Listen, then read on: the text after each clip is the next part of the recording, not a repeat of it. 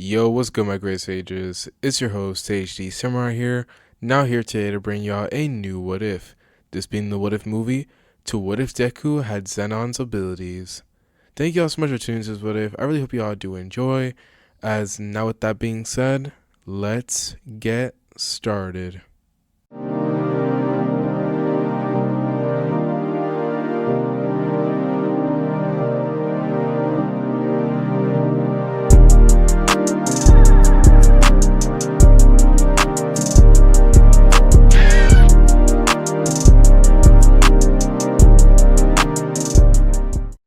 So to begin the What If, we'll now begin with the opening scene. As looking inside the interior of a modest home, which was quiet, we will see that it will be lit only by the soft glow of the afternoon sun filtering through the windows. And in the living room, we will see a small child as he stood with his back turned, gently tossing a ball against the floor and catching it with both of his hands. His movements were simple and repetitive, almost mechanical, as his messy green hair rested unevenly on his head, swaying lightly with each motion as his frame was small for his age and his posture was relaxed and unaware. Then, heavy footsteps echoed from upstairs. They were loud, fast, and unstable as a voice followed. "I won't stay here any longer, Inko! Stop acting like a child!" The sudden shouting caused the boy to pause mid-motion as the ball slipped from his hands and rolled across the floor. As from the staircase, you'll see a man as he had descended quickly, his expression twisted in anger, as a briefcase was clutched tightly in his hands, while behind him, a woman followed, her face wet with tears as she struggled to keep up. "Please, don't leave. We can talk about this, please!" she begged, her voice shaking as the man reached the front door. His hands gripped the handle tightly as his body trembled with frustration as he turned back towards her. "I'm done talking!" She flinched, her hands clenching together as she tried one more time in a desperate attempt. What about our son?" She would say this weakly as there was a brief silence. Then, "That thing isn't my son!" Her breath caught as her body gave out as she collapsed down to her knees. Her hands covered her face as quiet sobs escaped her while the man glared down at her, breathing heavily as his grip tightened on the door handle as if preparing to leave without another word. Then, something changed. A sudden crushing pressure filled the room as the man froze. His eyes widened as his breathing became uneven. "What the?" Before he could react, a sharp lance made out of bone shot forward, and it pierced directly through his shoulder, forcing a scream from his throat as he collapsed to the ground, the briefcase slipping from his hands as it hit the floor with a dull thud. He clutched his shoulders, his body shaking as pain spread through him. While Inko looked up in shock, her tears momentarily forgotten.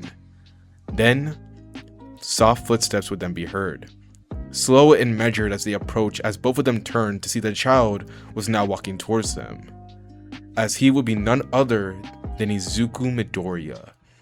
His face was hidden beneath the shadow cast by his messy green hair as his small frame moved forward without hesitation. And behind him, dozens of bone lances extended outward from his back. They formed silently, stretching into the air with unnatural precision as their sharp ends angled forward. The air felt heavier as to the man the sight was overwhelming, as from beneath the shadow he could see them, green eyes faintly glowing as they watched him. His breath hitched as Izuku stopped a short distance away. He looked directly at the man before then saying in a low and detached tone, "Leave." There would be no emotion, no hesitation, just a command. And the man's body reacted before his mind could. With a scream, he scrambled backwards, ignoring the pain in his shoulder as fear overtook his expression completely, as he pushed himself to his feet. And then, without saying another word, he rushed out the front door, and he didn't look back. The door slammed shut behind him, leaving the briefcase behind, as silence had returned. The bone lances slowly lowered, while Izuku turned, his gaze shifting towards his mother as she stared at him, still on her knees, as her expression was filled with confusion. Despite everything, she wasn't afraid, as no matter what he looked like, she would never be afraid of her own child, her own son. As Izuku approached her slowly, as he stepped closer, the shadows lifted from his face, as his expression was blank, calm in fact, and almost unreadable. The bone lances behind him began to retract and sink back into his body until nothing remained. Then he stopped in front of her, They looked at each other in silence for a moment and didn't move. Before then, his expression changed, slightly. His eyes softened as concern replaced the emptiness. As we see him then raise his small hands and gently place them on her face, as clumsily he began wiping away her tears with his sleeve. "Don't cry." He would say this quietly, his voice was small. "I stopped a bad man, so please don't cry." She blinked, her expression shifting as the shock faded and warmth took its place. As with a small and trembling smile formed as fresh tears began to gather in her eyes, she then began to whisper. Yeah. Yeah, you did." She pulled him into a tight embrace as Izuku paused for a brief moment before then returning the hug. She held him close as her shoulders shaked as quiet laughter mixed with the tears. "Thank you, Izuku." He remained still in her arms before then softly saying that he'll protect her no matter what. And he also tells her to please not cry anymore. And that was enough for Inko as her expression softened further as pride, relief, and love, all of it showed clearly as they remained like that for a while. Just the two of them holding on to each other in the quiet room. As from here, this is where we're now going to do a flashback. From the moment he was born, Izuku Midoriya had not been a normal child. Unlike most, his quirk had already manifested at birth. The doctors present during the delivery had been unprepared for what they saw, as the child was brought into the world with two small bone horns having already formed on his head. And at the same time, his eyes were open and quietly observing his surroundings without any visible reaction. There had been no crying, no panic, only silence. And even in these first few moments, Izuku had displayed control. The horns on his head shifted slightly under his will as he moved in small deliberate motions. And even more, it was not instinctive or erratic, it was controlled.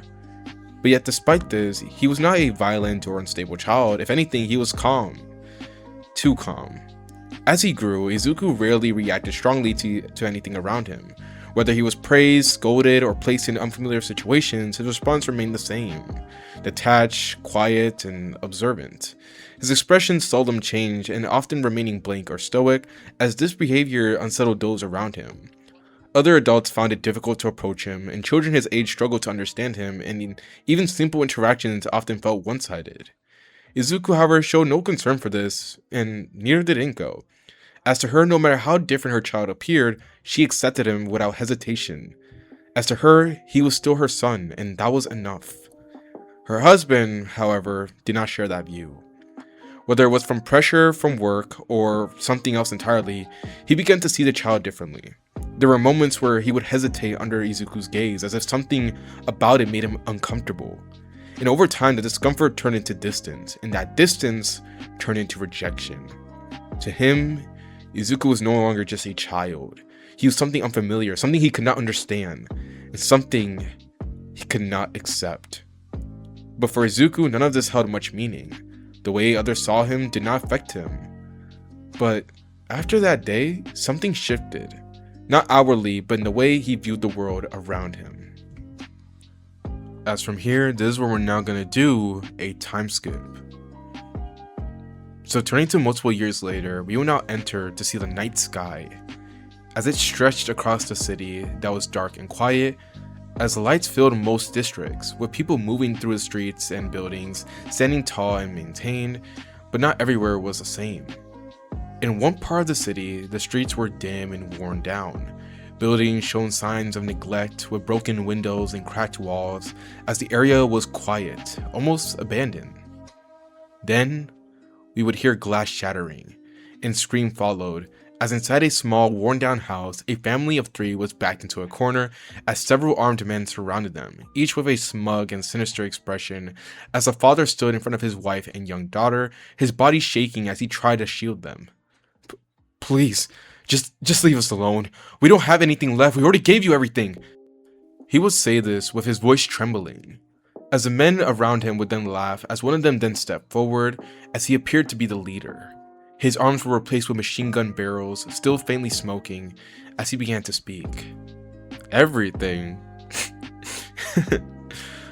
Then, why would we stop now? The father froze as the man tilted his head slightly, his grin widening. Tell me, what do I gain by letting you live? The father's face broke as tears streamed down as he dropped to his knees. "Please, don't do this," he begged, as behind him his wife and daughter cried quietly, holding onto each other as the leader stared at them for a moment. Then he laughed. "Let's light him up, boys." Without hesitation, gunfire filled the room. The father immediately turned and wrapped his arms around his family, trying to shield them as all three of them shut their eyes tightly, bracing for impact. As suddenly, few seconds would then pass, and then more, but no pain came. The sound of gunfire slowly stopped as the father hesitated, before slowly he opened his eyes. And to his surprise, in front of them would be a wall of bones. It had formed out of nowhere, as it blocked all the bullets as the surface was solid and unmoved with no visible damage. The leader stared at it, his expression shifting. What the? Before anyone could react, footsteps would then be heard. They came from behind the group as all the men turned, as standing near the broken entrance was a figure. He looked to be around 14 to 15 years old, as he wore a hoodie with his hands resting inside of its pockets. His face was partially hidden beneath the shadow of the hood as he was watching them silently. The men immediately raised their weapons as the leader narrowed his eyes. "Who are you?" No response came as the child remained still, and the leader clicked his tongue at this. Fine. He raised his weapon. Fire! Gunfire erupted once again, all directed at the child, as it seemed to have hit him, as smoke quickly filled the area, obscuring everything. The men stopped firing and waited, as the smoke slowly began to clear, and then, suddenly, one by one, the men were suddenly lifted into the air. Bone spears had pierced through their limbs, pinning them in place, as their weapons dropped as they cried out in pain. The leader turned sharply, his eyes widening at the sight, but before he could react, a heavy pressure fell over him. His body stiffened as his breathing became uneven. As slowly he had turned, and above him, the guy hovered in the air as large bone wings extended from his back, holding him in place as his posture was relaxed, hands still in his pockets as he looked down. And from the shadow of his hood, covering most of his face, both his eyes would be visible, as they would be green and faintly glowing. The leader's body gave out as he collapsed onto the ground. Monster! His voice shook as this was no child. But before he could finish, bone spears erupted from beneath him as they pierced through his body and lifted him into the air.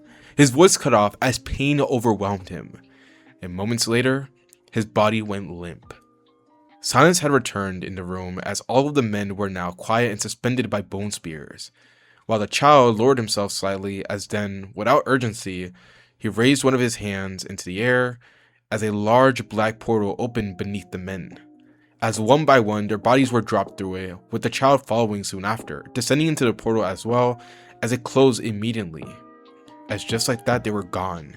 And inside the house, the bone wall slowly resided and dissolved as if it had never been there, while the family remained frozen in place, wondering what had just happened. But unfortunately, there was no answers as the home was quiet once again. As from here, this is where we're now going to do a brief time skip as well as a change of scenes. Turning to a quiet, modern home that stood in contrast to the worn down district from before, inside we will see that the interior was simple and neat. The space felt lived in and warm despite the lack of activity as all the lights were off, and the house was silent. Then, we would see a black portal as it opened in the middle of the living room, as from within it we will see the same hooded child step out. As soon as his feet had touched the floor, the portal had closed behind him, disappearing without a trace. And he stood still for just a moment. Before then, he would let out a small sigh, as reaching up, he would pull down his hood, as the shadows lifted from his face, revealing a familiar set of green hair and features. As here, this is where we're now going to be introduced to a 14-year-old Izuku Midoriya. As turning slightly, we see him walk towards the kitchen, opening the refrigerator as he grabbed a bottle of water before closing it quietly. As without rushing, he made his way down the hallway and into his room as the door closed behind him. As from here, this is where we're now going to enter into a brief monologue. Following the day his father left, Izuku had came to understand something about the world. And that being, there will always be people who didn't care. People who acted without consideration for others, people who caused harm without thinking about the consequences as long as it benefited them. To them, the impact of their actions didn't matter, only their own satisfaction. And it was something that Izuku had began to notice more often. On the news, there were constant reports of crimes and incidents. In the less maintained parts of the city, those same patterns repeated themselves in real time. People taking from others, people hurting others, without hesitation and without concern. And each time, Izuku found himself reacting the same way. Disgusted. He didn't express it outwardly, but it was there. Even if he wasn't as emotional or expressive as his mother, he still had emotions, like he still felt things. He could understand the fear and helplessness of those affected, and he could see how easily people's lives can be disrupted by those who choose to act without restraint. And he couldn't ignore it. As the day he protected his mother stayed with him, it wasn't just an isolated moment, it became a point of clarity. As from that point on, Izuku had made a decision. If there were people who would harm others without concern, then he would become someone who would stop them. He didn't need recognition, he didn't need acknowledgement. He only wanted to act, to protect those who couldn't protect themselves. As from here, this is where we now move on to the present. So turning to the next day, we will see Izuku as he walked through the front gates of his middle school as students moved around him talking amongst themselves as they made their way to their respective classes. As he walked down the hallway, quiet whispers followed him. Is that him? Yeah, that's the one. He's weird. Yeah, I know. He gives me the creeps. Izuku heard all of it, but he showed no reaction. His expression remained the same as always, calm, stoic, and detached. He didn't slow down, he didn't look at anyone, he simply continued walking, and eventually he reached his classroom. Sliding the door open, he stepped inside as some of the students glanced at him as he entered, but quickly looked away. Izuku walked to his seat without saying a word and sat down as for a moment he remained still, then he reached into his desk and pulled out a book. Opening it, he began to read quietly and as he waited for class to start, as the room gradually filled with noise as more students entered, but Izuku paid none of it any attention. Then, a loud slam would then be heard.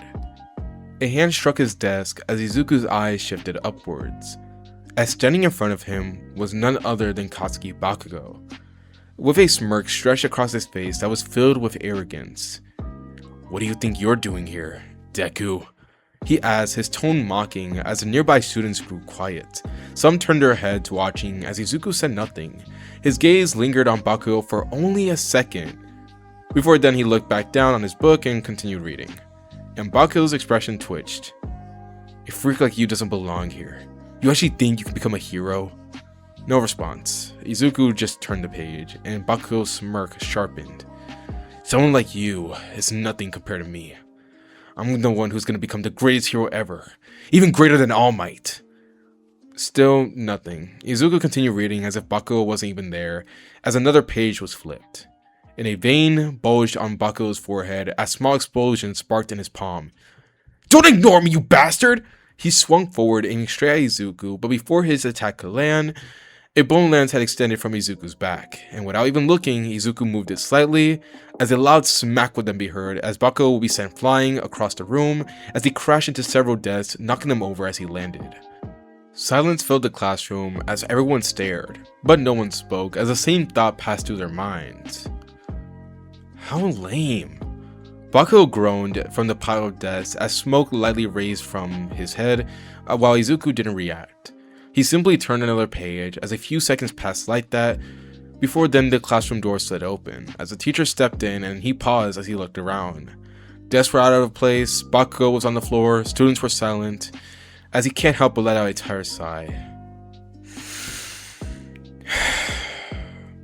What happened this time? As from here, we will now flash forward to a few moments later. Now by this point now, the school day had come to an end as students began leaving the building, talking amongst themselves as they made their way home, as near the school gate one student remained. Bakugo stood there, arms crossed, his expression was irritated, as one thought will be roaming around through his mind. Where the hell did that bastard Deku go? He clicked his tongue, clearly annoyed. Meanwhile, elsewhere, we will see Izuku as he was already on his way home. He walked along the sidewalk, a book open in his hands as his eyes calmly scanned the pages. His pace was steady and unbothered. Before then, a scream would then be heard. Izuku's steps slowed as his eyes lifted slightly from the page before he would then sigh and close his book. As from here, we will now change our attention to a bit further away. A girl was backed into the corner. She looked to be around 15 to 16 as her body was hunched forward as she tried to shield herself. Meanwhile, a group of students surrounded her as they laughed and mocked, with one of them throwing a rock and the other one using a water quirk to blast her and soak her clothes. "Go away already! No one wants you here!" The girl flinched as tears ran down her face as she tried to protect herself. Then, one of them picked up a large rock and he raised it, aiming it for her head. But then, a voice would then be heard. "Do y'all seriously have nothing better to do?" The voice cut through the scene as the group paused before they then turned. As Izuku was walking towards them, his expression calm and unchanged. One of the students frowned and then spoke up. "Beat it, or else." Izuku stopped for a moment as he said nothing. Then he took a step, and in that single movement, he closed the distance completely, as now he stood directly in front of the student, face to face. As the boy froze as Izuku looked at him, with his gaze being steady yet cold. "Or else what?" The tone was low yet serious as the student's face paled. Then the others reacted the same way as without another word, they ran, all of them. Izuku watched them leave, before he would then sigh, then turn his attention back to the girl that was still crouched down wiping her tears. Izuku observed her for a brief moment, before then sighing again as he walked over and knelt down in front of her. The girl looked up surprised as Izuku reached into his pocket and pulled out a small wipe. Then without hesitation, he began to gently wipe away her tears. "Mom always told me to be respectful to women and to help them when I can." The girl froze as her face slowly turned red while Izuku didn't react to it. As once he's finished, he would then stand up. "There. Now you look better." He would say this before then turning slightly and preparing to leave, but before he could, the girl would then grab him. As the girl threw her arms around him and hugged him tightly as she thanked him, while Izuku stiffened immediately as his expression remained mostly the same, but there was a slight pause in his movements. What do I do now? But before he could think like this is when then a sharp pain would then be felt from his neck. Izuku blinked as he would look down slightly to see that the girl had bitten into his neck and was, drinking his blood. Izuku stood there silent and blank, as mentally he can't help but question this. What is happening right now? After a moment, he decides to just be upfront about it and spoke rather bluntly. "Can you stop drinking from my neck, please?" His tone was calm and direct as the girl froze, then immediately pulled away as she began apologizing, jumping back and panicking. I didn't mean to. I'm really sorry, I just couldn't." Tears formed again as she began to cry, but Izuku raised his hand slightly. "It's fine, I don't really care." She stopped mid-sentence, but he continued. "But you probably shouldn't do that to strangers. You never know what you could possibly catch."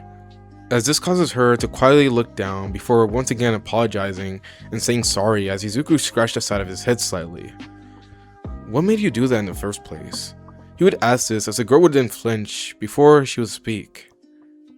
I don't know. I can't control it," she says as her voice began shaking as tears started to fall again. And Izuku looked at her before then stepping forward and raising his hand as he gently brushed the tears from her face as she looked up at him. "Calm down. How about we start over from the beginning, okay?" He extended his hands towards her. "My name is Izuku Midoriya. You?" The girl hesitated, before then slowly reaching out and taking his hands. "My name is Himiko Toga." She would say slyly, as from here, this is where we're now going to do a brief time skip. So now we turn to the next few moments following their introductions. As Toga had begun to speak about herself, as at first her words were hesitant, but gradually she began to explain everything. She talked about when her quirk first manifested, the unnatural urge she felt, and the desire to drink the blood of the people she liked. She didn't understand it at the time, and she still didn't fully understand it now. What she did understand, however, was how other people reacted to it. Her behavior scared people, it pushed them away. Those she cared about began to avoid her, some looked at her with fear, while others with disgust. And over time, that distance only grew, until eventually she was left alone. And throughout all of this, Izuku listened, and he didn't interrupt.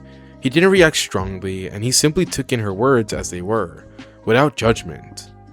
As now, turning to the present moment, we'll see the two of them as they now sat at a nearby bench, as Toga had buried her face in her knees, her shoulders shaking slightly as she sniffled, tears still lingering in her eyes after everything she had said, while Izuku sat beside her. His posture was relaxed, and his expression was unchanged as he gave her a moment.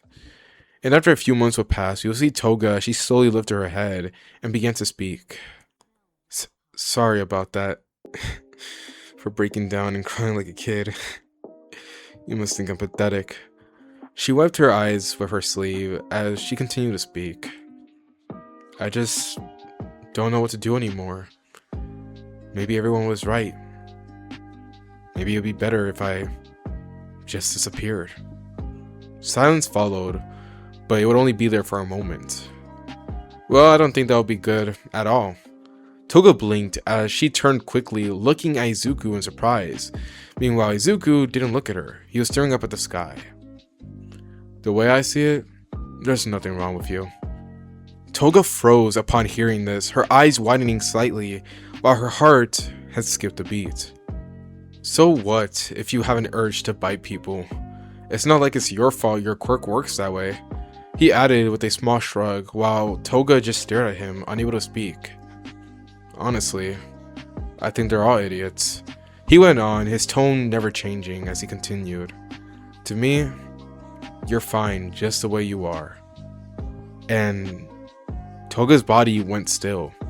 Those words, she hadn't realized just how much she needed to hear them.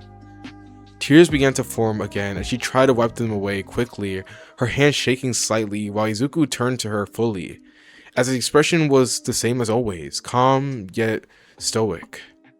You don't need to change anything about you. You're perfect just the way you are. And that was enough. Toga moved without thinking and she threw herself forward, wrapping her arms tightly around him as her grip was strong as she broke down completely, crying into his shoulder while Izuku stiffened slightly. This again? There was a brief pause as he let out a quiet sigh.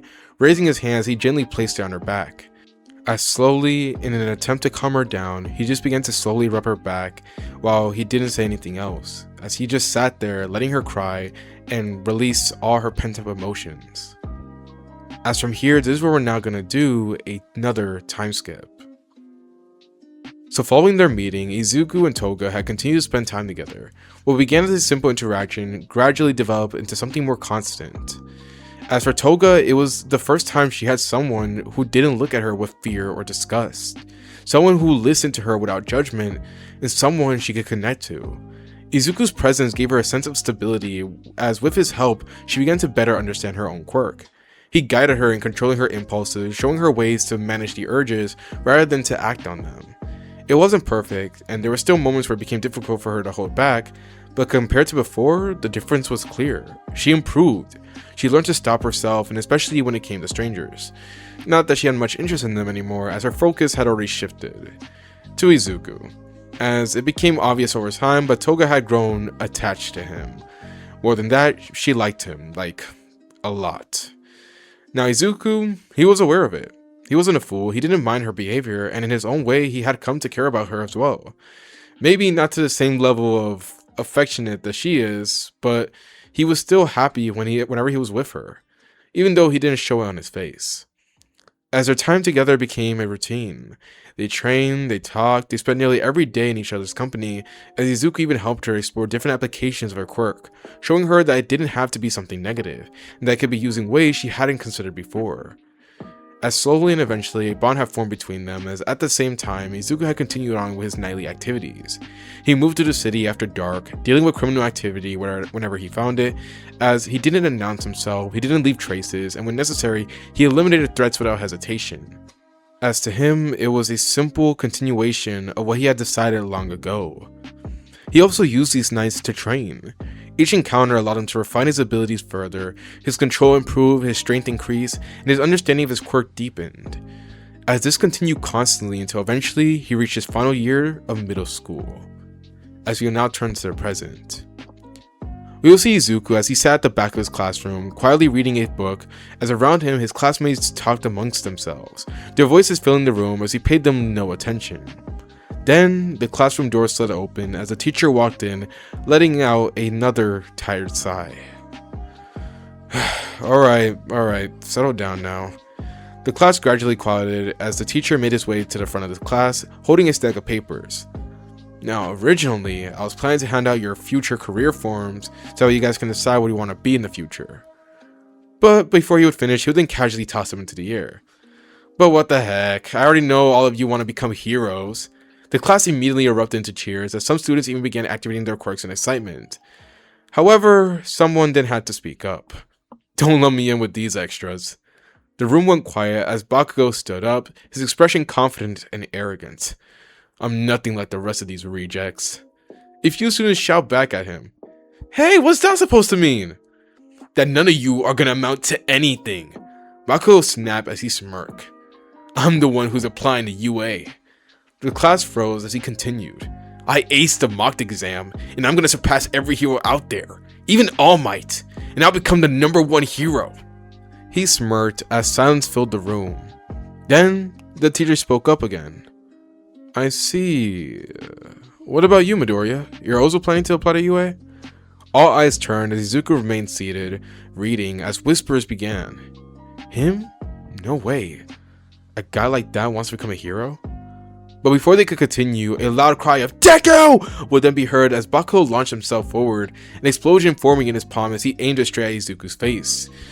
But a bone lance extended from Izuku's back, and without looking up, a loud smack would then be heard as Bakugo would be sent flying across the room once again as he crashed into several desks before going still.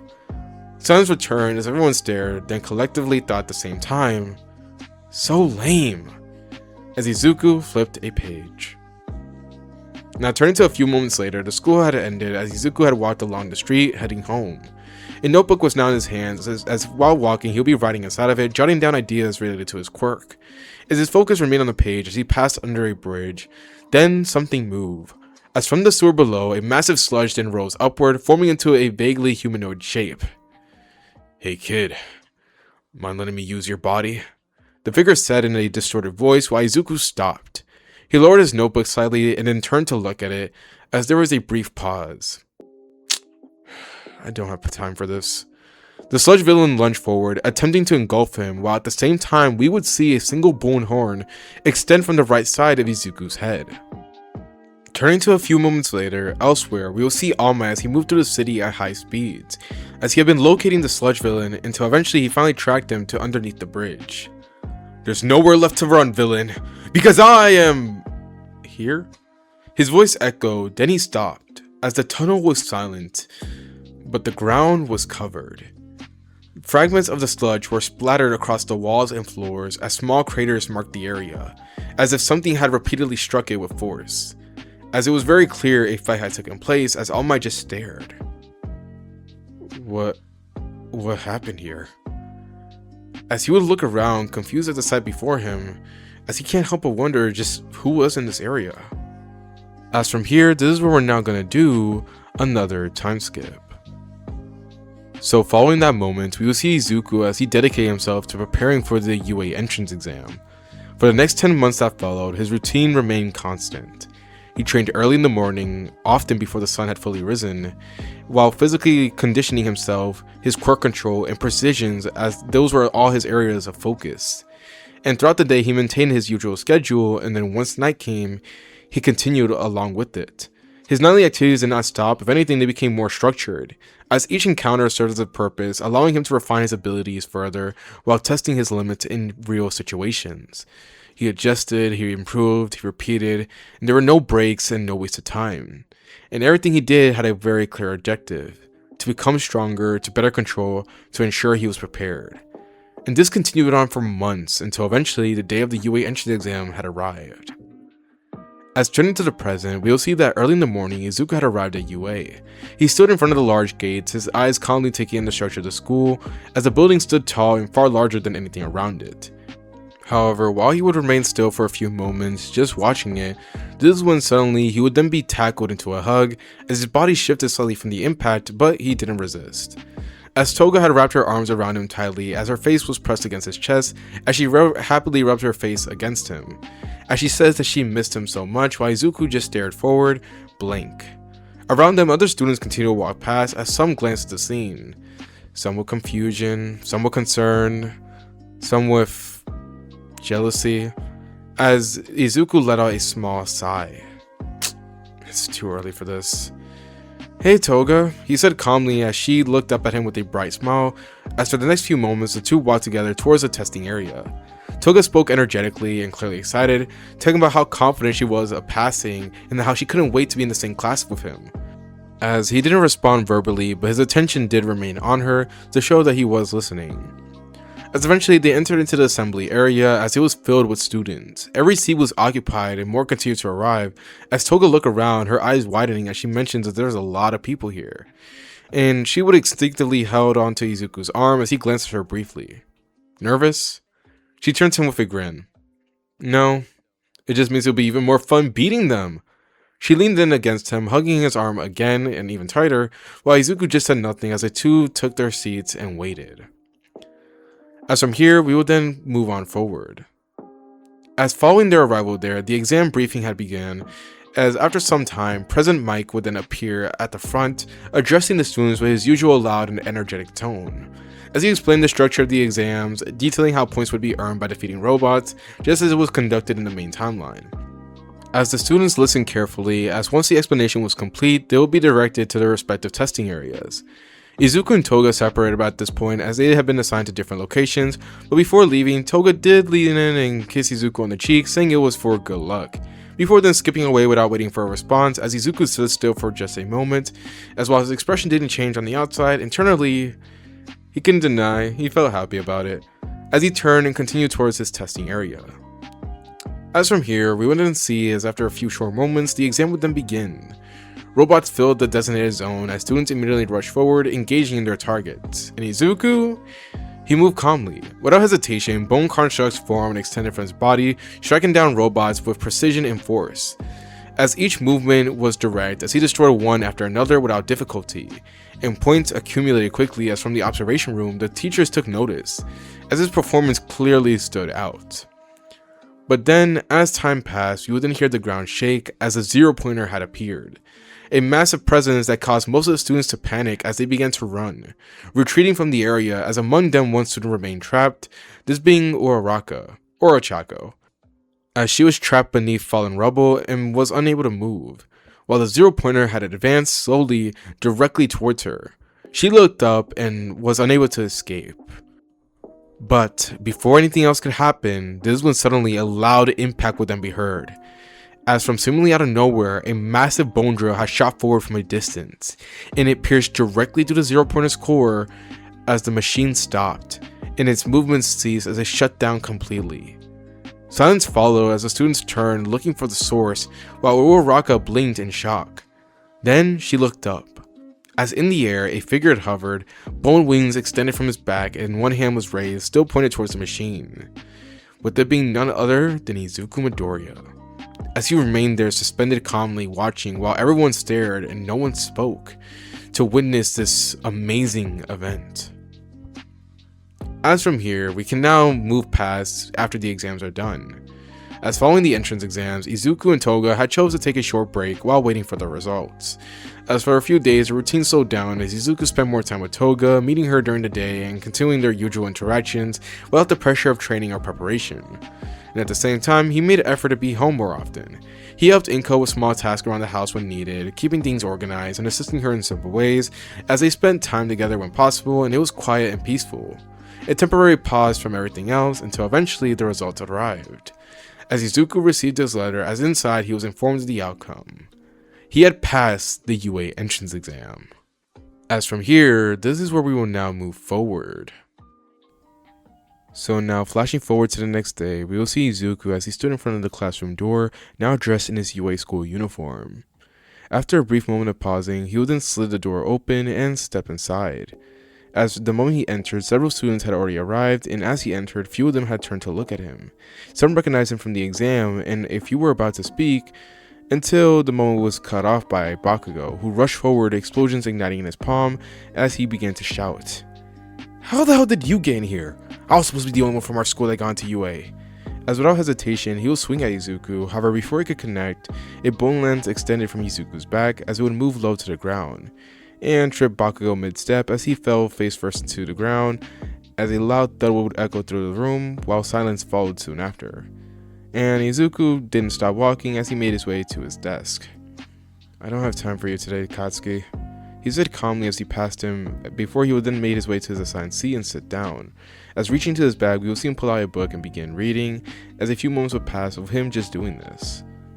Then suddenly this moment will be interrupted, as he would actually be called out, as looking up, Izuku would then see a boy with glasses and posture straight and composed, as he will be introduced to Tenya, who would introduce himself to Izuku, with Izuku doing the same thing as they shook hands.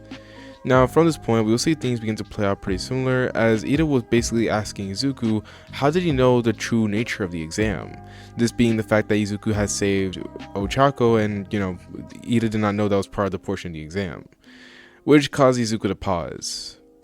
"What do you mean?" As although he was stoic on the outside, internally he wasn't even sure what Ida was even talking about. He did not even know there was another portion to the exams. But before Ida can even respond, this is when the classroom door would then slid open again, as then a loud impact would then be heard as Izuku was then suddenly pulled into a hug by an affectionate Toga who clung to him tightly while smiling brightly, as she was really happy they made it to the same class and that both of them were part of the hero course. And the rest of the students watched. Some felt confused, some felt awkward, and some felt jealous. I'm talking about Mineta.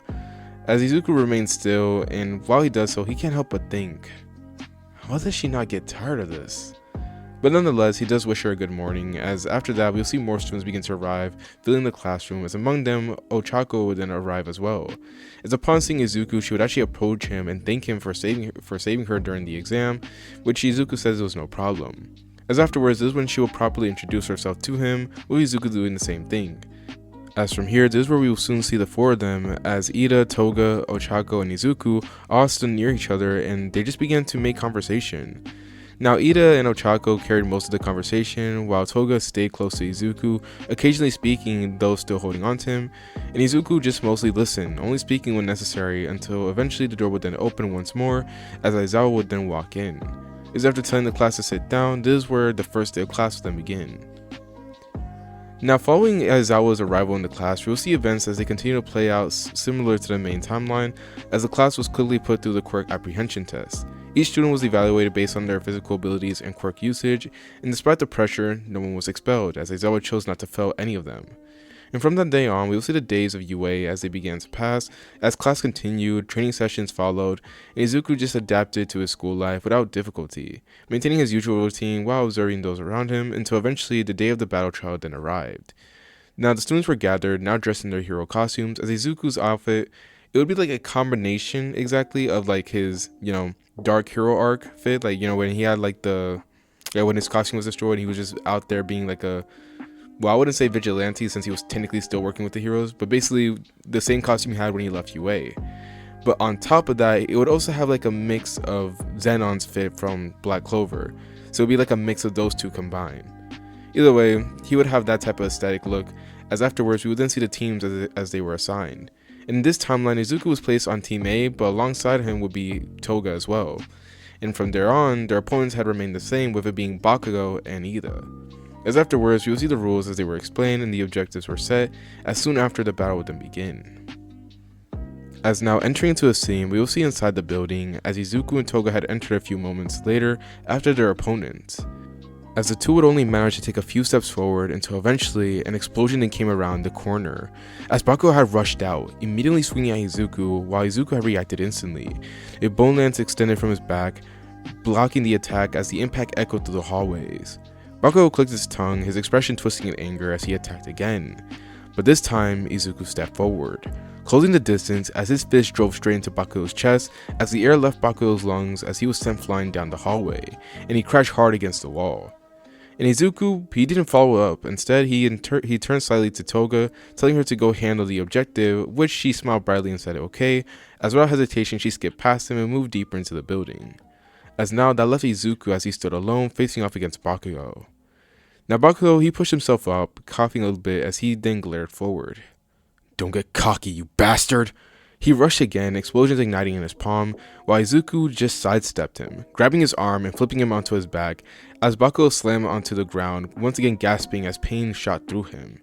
But yet, he still forced himself up again, as from here we will see the fight continue, as they would go back and forth, but it was not evenly. From the observation room, it was clear the difference was overwhelming. Bakugo attacked relentlessly with explosions, his speed, his power, but Izuku, he had only resorted to using hand-to-hand combat. No visible use of his quirk, and yet he dominated the exchanges. Each movement was precise, as Bakugo was pushed back every single time, again and again. And while this was happening, his thoughts began to spiral. Why? He gritted his teeth. Why? He would say this again after being thrown to a wall once more, before eventually he had enough as he shouted, "Why won't you take me seriously?" Izuku, hearing this, said nothing. He simply looked at him, calm and unmoving, while Bakugo panted, trying to catch his breath. "You've been looking down on me from the very start, haven't you, Deku?" He says this, but once again there will be no response, just silence. And that silence only made it worse, as Bakugo's expression twisted further. "Then I'll show you, you bastard!" He charged again, but this time he had pulled the pins from his grenade gauntlets as he aimed both of them directly at Izuku and fire. As a massive explosion tore through the hallway as the entire floor collapsed under the force. The building structure shook violently as debris fell as the area was nearly destroyed completely. And in the observation room, we will see the students as they stare in shock, as even All Might had to look at the scene in horror as he can't believe just how far Bakugo had gone. As now turning back to the building, we will see a few moments later as from the rubble, Bakugo would emerge. Breathing heavily, his body was worn down, covered in dust and injuries, but as he looked around in silence and saw no movement, a tired smile would then form. "I did it. I won. I knew I could beat that But before he could finish, this is when suddenly a pressure would then be felt behind him. Bakugo froze as slowly he had turned, and there he was. Sitting on top of the rubble was Izuku, completely unharmed, his uniform still intact, and there was no visible injuries at all. As Bakugo's eyes widened. How? Izuku stood up, and he stepped down from the rubble before approaching him. "I think you misunderstood something, Katsuki." He began to stop right in front of him before looking down. "You know, despite the circumstances right now, I don't look down on you. I never did. The only reason I ignored you was not because I think I'm better than you, or because I think I'm superior to you or I'm trying to compete with you. It's because I don't care." Bakugo's expression froze as Izuku continued. "I don't care about becoming the #1 hero. I don't care about which one of us is stronger. And I don't care about your ego." His gaze didn't waver, and a brief silence followed afterwards, before he finally decided to finish it. "To me, all of that is meaningless. I couldn't care less what you do with your life." He says this while leaning in down a little bit, as that was it. Bakugo's body gave out as his vision blurred as he collapsed, losing consciousness as due to getting hit by the rubble and also due to just getting beaten up by Izuku earlier, it was too much for his body to handle. And soon after Bakugo had fell unconscious, we will see a voice as it echoed through the building. As it will be All Might, as he ends up informing both of the teams that due to Team D's excessive use of force, Team A would automatically get the win. As just like that, the match would be over. As from here, we will now flash forward to a few moments later, as following the battle between Izuku's team and Bakugo's team, the rest of Class 1A took their turns in the battle trial. Now there was a short delay as parts of the building had to be repaired due to the damage caused during the earlier match, but once everything was restored, we will see the remaining battles as they proceed as expected. As after all the matches had concluded, the school day would eventually come to an end, as later that day we will see Bakugo as he regained consciousness. And upon gaining consciousness, he was immediately scolded by All Might and Recovery Girl for his excessive use of force during the trial. And this time, however, he didn't argue and he didn't lash out. He just listened and take the scolding, as after being cleared, he was allowed to go home. And when he left, there was no anger, just silence as he looked away with an unfocused look, as if something was weighing on his mind. As beyond that, the rest of the events began to play out pretty similar to the main timeline, as the following days passed at UA. Izuku continued on with his routine, as alongside him you'll see Toga, Ida, and Ochako, as all four of them had gradually formed into a friend group. They spent their time together during and after class, talking, training, and over time their interactions became natural. And as the days continue like this, eventually we'll see the class as they prepare for their trip for the USJ. As we will now do a brief time skip as well as a change of scenes. So turning to when they arrive at the large training facility for the USJ, we will see the students as they gather inside. There, they were greeted by the rescue hero of 13 as she began explaining the purpose of this facility, emphasizing the importance of using their quirks responsibly and particularly for rescue rather than combat. And Aizawa stood there, reinforcing her words and just listening in, and while the students listened, however, this is where before the explanation could finish, a distortion formed in the distance. A black portal opened as from it, villains emerged, dozens of them as the atmosphere had changed instantly. Now, some of the students would question if this was part of the training simulation, but this is when, without hesitation, Aizawa moved forward to engage as he announced that no, it was not. As without hesitation, he would order 13 to get the students out of there, to which she would nod and begin guiding the class towards the exit. And the students followed quickly, but before they could escape, another portal opened in front of them, blocking their path as from it a figure emerged, this being Kodagiri. As here, this is where he would then actually introduce himself to everyone, informing them that he was actually a part of the League of Villains, and that I came here today to kill All Might. Now, the shock spread to the students quickly as 13 immediately moved to respond, but before she could, Kodagiri had already activated his quirk. As a massive portal had begun to form, threatening to scatter the students across the facilities, as it was like a vacuum and it would be just like in the main timeline, as he would attempt to separate them. However, something had changed. Right before the warp could take effect, multiple black portals would then open as across the area, we will see that in an instant, majority of the students were transported away, outside the facility and away from danger, as Kodagiri paused, as he along with 13 would be surprised as the intervention was unexpected, and Izuku stood at the center of it behind it all. His focus remained steady as he controlled the portals, and recognizing the threat, Kodagiri adjusted immediately, as he realized this individual was too dangerous to their plans, as without delay he redirected his warp, and before 13 could intervene again, the portal had engulfed Izuku, as he was too focused on his classmates to see that the portal was already focusing on him, as he would disappear, leaving the remaining students behind as they'll be there with 13, as those who had escaped were now outside already moving to get help, and inside, 13 the few remaining students remained there prepared to stall. Now turning to a different area a few moments later, we'll see Izuku as he reappeared, landing in one of the simulation zones. As the moment he stood up, he will see himself surrounded. Villains filled the area, closing in from all directions, each one carried hostile intent. Weapons, quirks ready, it didn't matter as they began advancing. And Izuku looked around, then he sighed. I really did not want to do this today. As the villains would then charge with intent to harm, but while this happens, we will then look closer.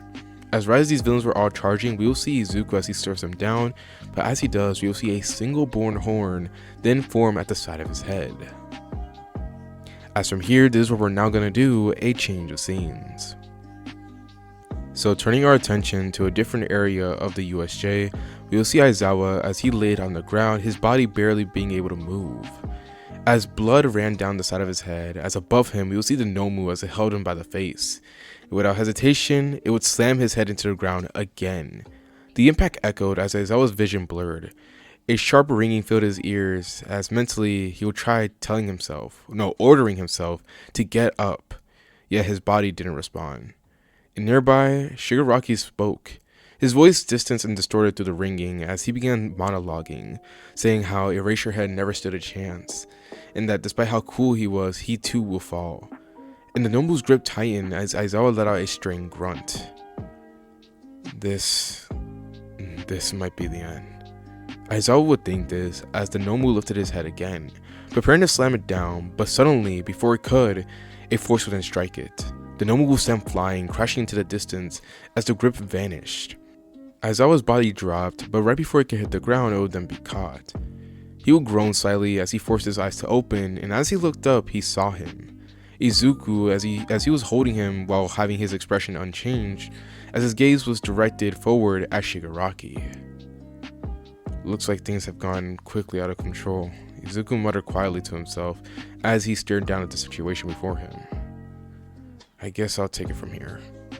Aizawa, hearing this, tried to speak up, trying to tell him to run, to get away from here, as Izuku still had so much life to live, all of them did, but no words came out. His body wouldn't cooperate as Izuku gently lowered him onto the ground.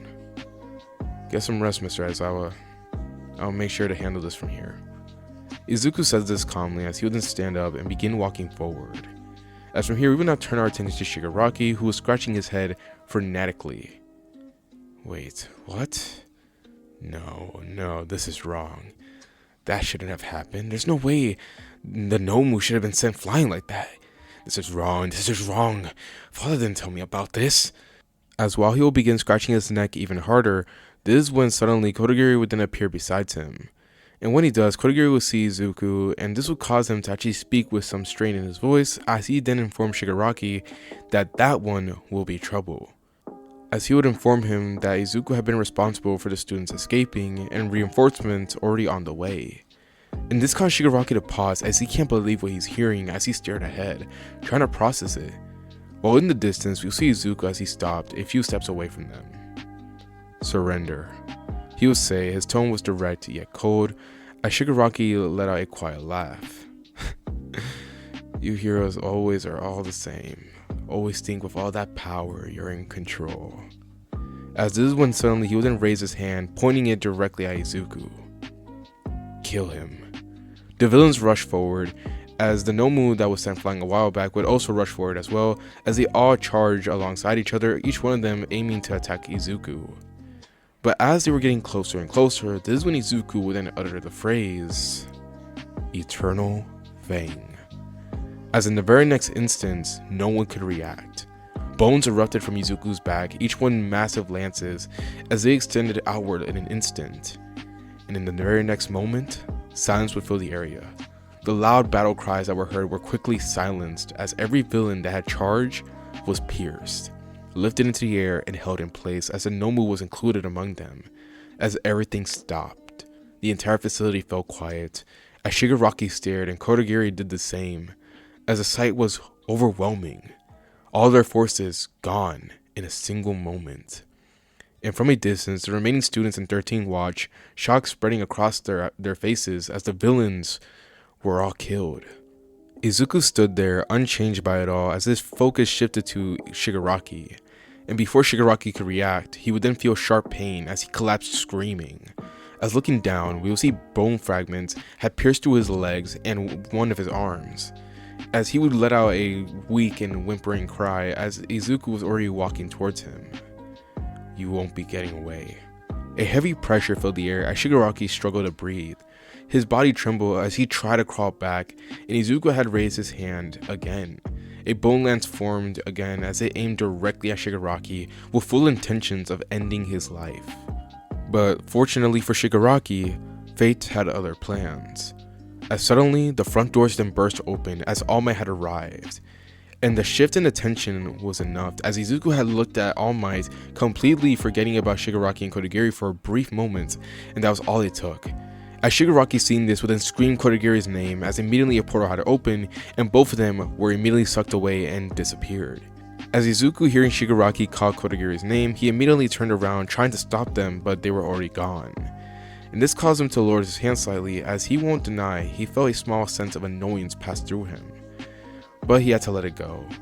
As good as his spatial abilities were, Izuku actually needed to know where they were in order to find out how to get to them. So unfortunately, they were able to get away for now.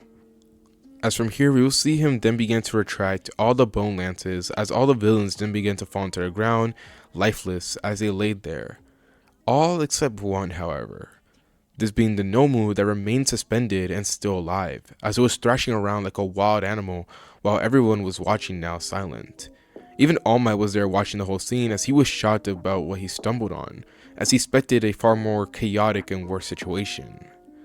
As Izuku, seeing the creature still alive, he would then walk towards it, the creature struggling against the lance as it tried to break free, as Aizawa, who was barely conscious, already understood what Izuku was going to do. As he tried to speak up, trying to stop him, however it was too late. Izuku placed his palm against the Nomu's chest, then bones erupted. Outward as from the palm of his hands, it pierced directly to the Nomu and completely destroyed its body. Silence followed as no one moved, no one spoke. As Izuku looked at what remained, his expression empty. As from here, this is where we're now going to do a time skip. So now flashing forward to 1 week later, following the USJ incident, we will see that during this time, the school had allowed the students time to rest and recover. Now physically most of them were unharmed, but mentally they want to give them a chance to relax and, to have a chance to recuperate after everything. But you see, while this was happening, during the same period, Izuku was called in separately, as unlike the others, his involvement required further discussion. He was asked to recount everything in detail, from the beginning to the end, what he saw, what he did, and when he finished, the facilities were left stunned, because alongside stopping the attack, he had killed the villains. And this naturally led to some complications, as we will now enter into a scene. So turning to the inside of Nezu's office, we will see the atmosphere was quiet yet heavy. Nezu sat quietly on one of the sofas, a cup of tea in hand, as sitting right next to him would be All Might, who sat with a noticeably more rigid posture, his expression serious, as on the opposite sofa, Izuku was sat there, relaxed and composed, a cup of tea in his hand as he had just finished explaining everything, what happened at the USJ, what actions he took, and why, as silence followed while Izuku calmly took a sip of his tea. Nezu watched him closely as his usual pleasant demeanor was replaced with something more analytical. Well, that is quite surprising to hear, young Midoriya. Nezu would begin, his tone polite. As he took a small sip of his tea, his eyes still fixed on Izuku, studying him while Izuku didn't respond. He simply continued drinking his tea, unbothered, as a brief pause would then follow as Nezu attempted to open his mouth and continue, only to then be interrupted. Why? The question cut through the room as both Nezu and Izuku's attention turned to All Might, who leaned forward slightly, his gaze locked onto Izuku as he showed both seriousness and disappointment. Why did you kill them? His voice carried weight, not anger, but something heavier, as Izuku met his eyes unflinching. Because it was necessary. The answer came immediately, blunt, like a simple fact, while All Might's expression tightened. No, it wasn't necessary. Killing, it should never be the answer. He continued trying to reason with him as he tries to explain that there were better ways he could have done it. He could have restrained them. He could have tried stopping them from using their quirks. He could have done anything, but Izuku took another sip of his tea to interrupt him. Then he gently set the cup down and he looked directly at All Might again. Is that a fact? Even when innocent lives are at stake? All Might tensed. That's different. Help was already on the way. You didn't have to, but he was cut off. So what do you suggest then, huh? That should have let Aizawa be killed? That should have taken their attacks. That should have given them the chance to harm my classmates, because help was on the way, even though we had no idea when it would arrive.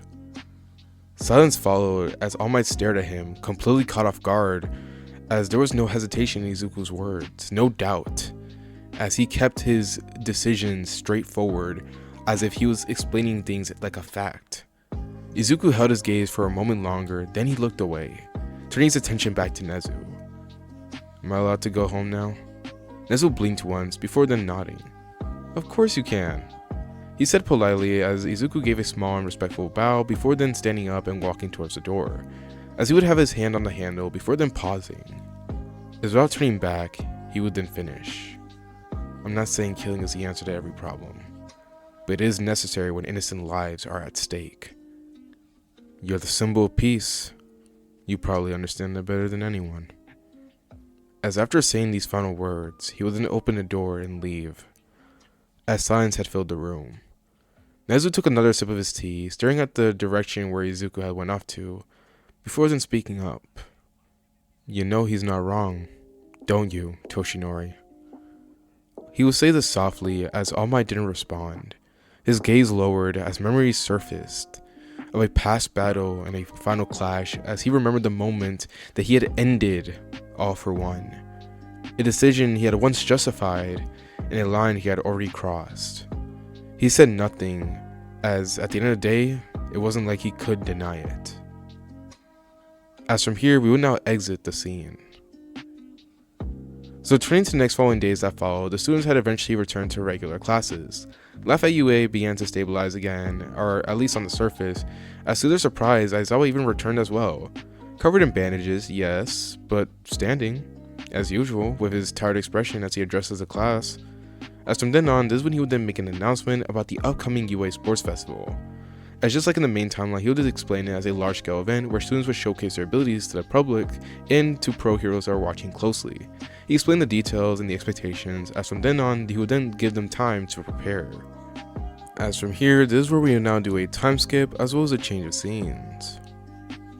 So turning to the following moments, after the UA Sports Festival was announced, we will see the students of Class 1A as they were given 2 weeks to prepare.